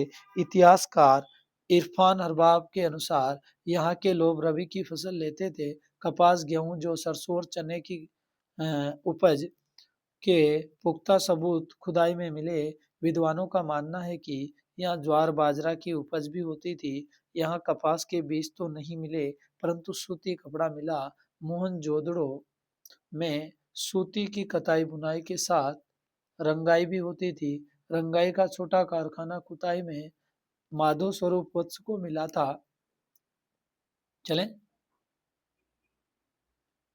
साल्टी तो लिनन और चलो आगे बढ़ते हैं। यहाँ सुमेर से आयात होते थे, शायद सूत उनको निर्यात होता था। मेसोपोटामिया के शिलालेखों मोहनजोदड़ो के लिए मोल्टा शब्द लिखा हुआ है। दक्षिण में एक भग्न इमारत है, इसमें 20 स्तंभ वाला बड़ा हॉल है। अनुमान है कि राज्य सचिवालय, सभा भवन या कोई सामुदायिक क्या रहा होगा, केंद्र रहा होगा। इतिहासकार कहते हैं कि सिंधु घाटी सभ्यता पहली ज्ञात संस्कृति है जो कुएं खोदकर भूजल तक पहुंची है। उनके अनुसार केवल मोहनजोदड़ो में 700 के करीब कुएं थे। नदी, कुएं, कुंड, स्नानागार और बेजोड़ पानी निकासी सभी घर ईंटों के हैं।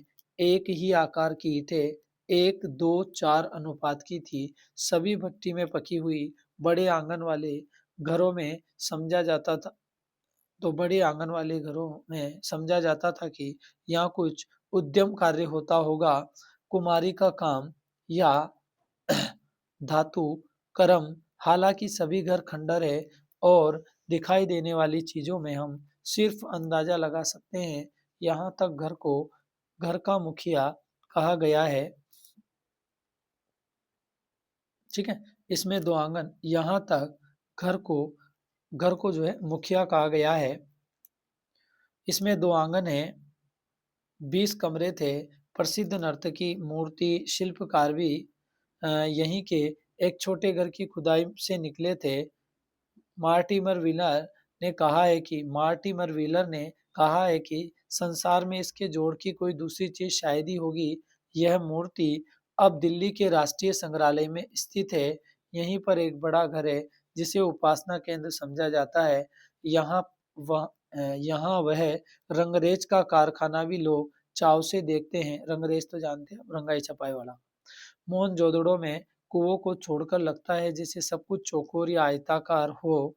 नगर योजना, बस्तियां, घर, कुंड, बड़ी इमारतें, ठप्पेदार मोहर का खेल, गोटियां और तोलने के बाट आदि। मोहनजोदड़ो में किसी घर की खिड़कियां, दरवाजे को छज्जों के चिन्ह नहीं हैं।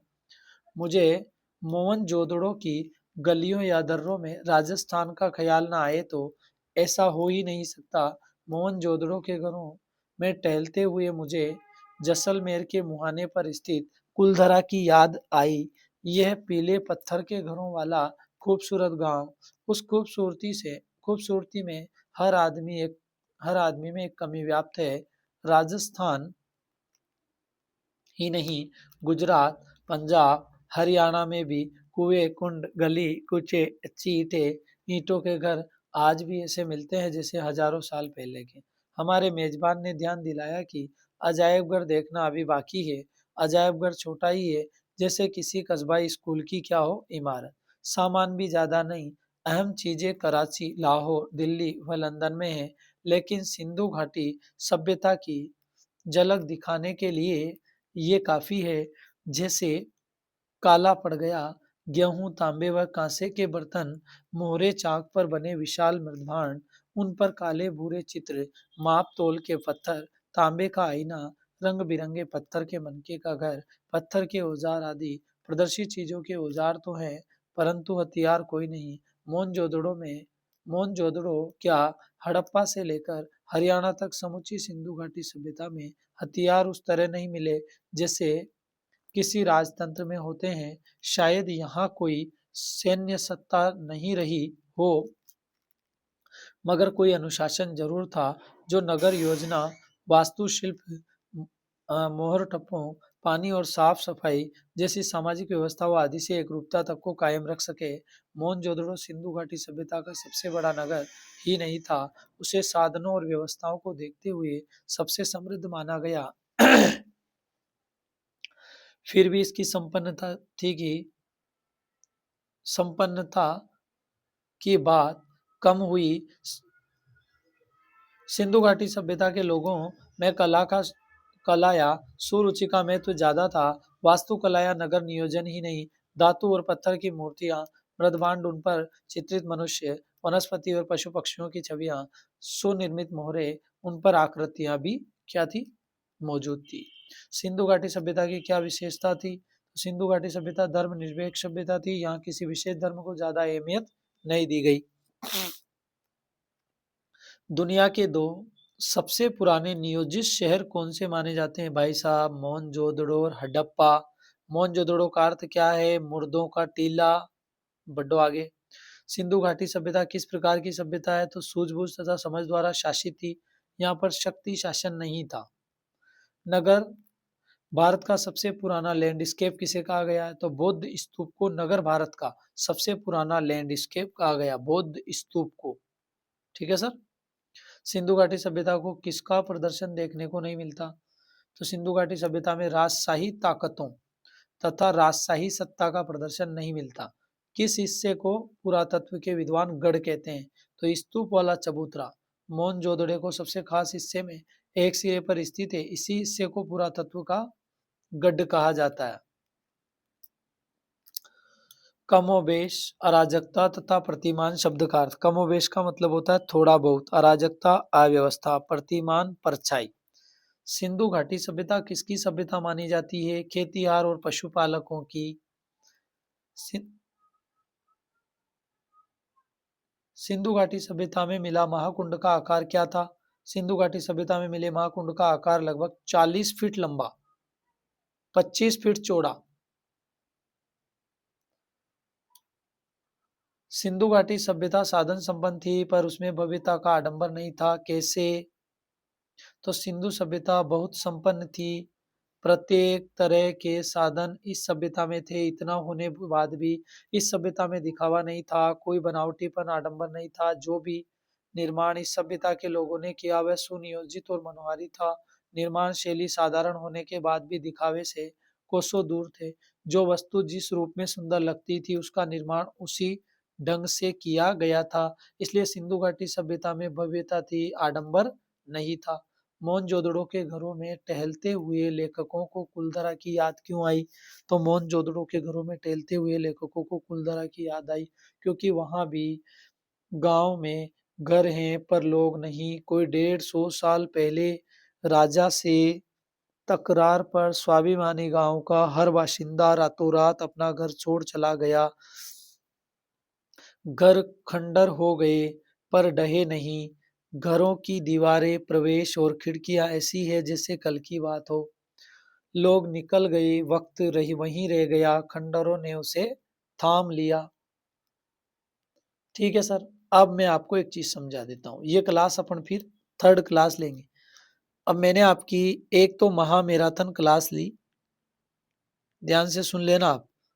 पहली महामैराथन क्लास में मैंने आपको संपूर्ण पद्य भाग पढ़ाया प्रश्न उत्तर के साथ। आपकी सेकंड महामैराथन क्लास जो है ना, इसमें आपको संपूर्ण गद्य भाग और प्लस प्रश्न उत्तर पढ़ा दिए आपको।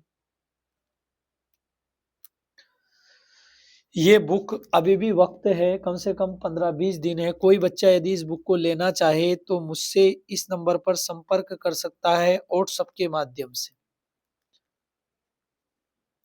अगर वास्तव में आप पढ़ने वाले हैं, वास्तव में स्टूडेंट है, आप इसे लेना चाहते हैं तो 950 99 58 413 नंबर पर व्हाट्सएप मैसेज करें। 3 दिन में आपको बुक प्राप्त हो जाएगी। Okay, thank you so much. मिलते हैं फिर अगली कक्षा में। कक्षा अपने दोस्तों को जरूर शेयर कीजिएगा। धन्यवाद। जय हिंद, जय भारत।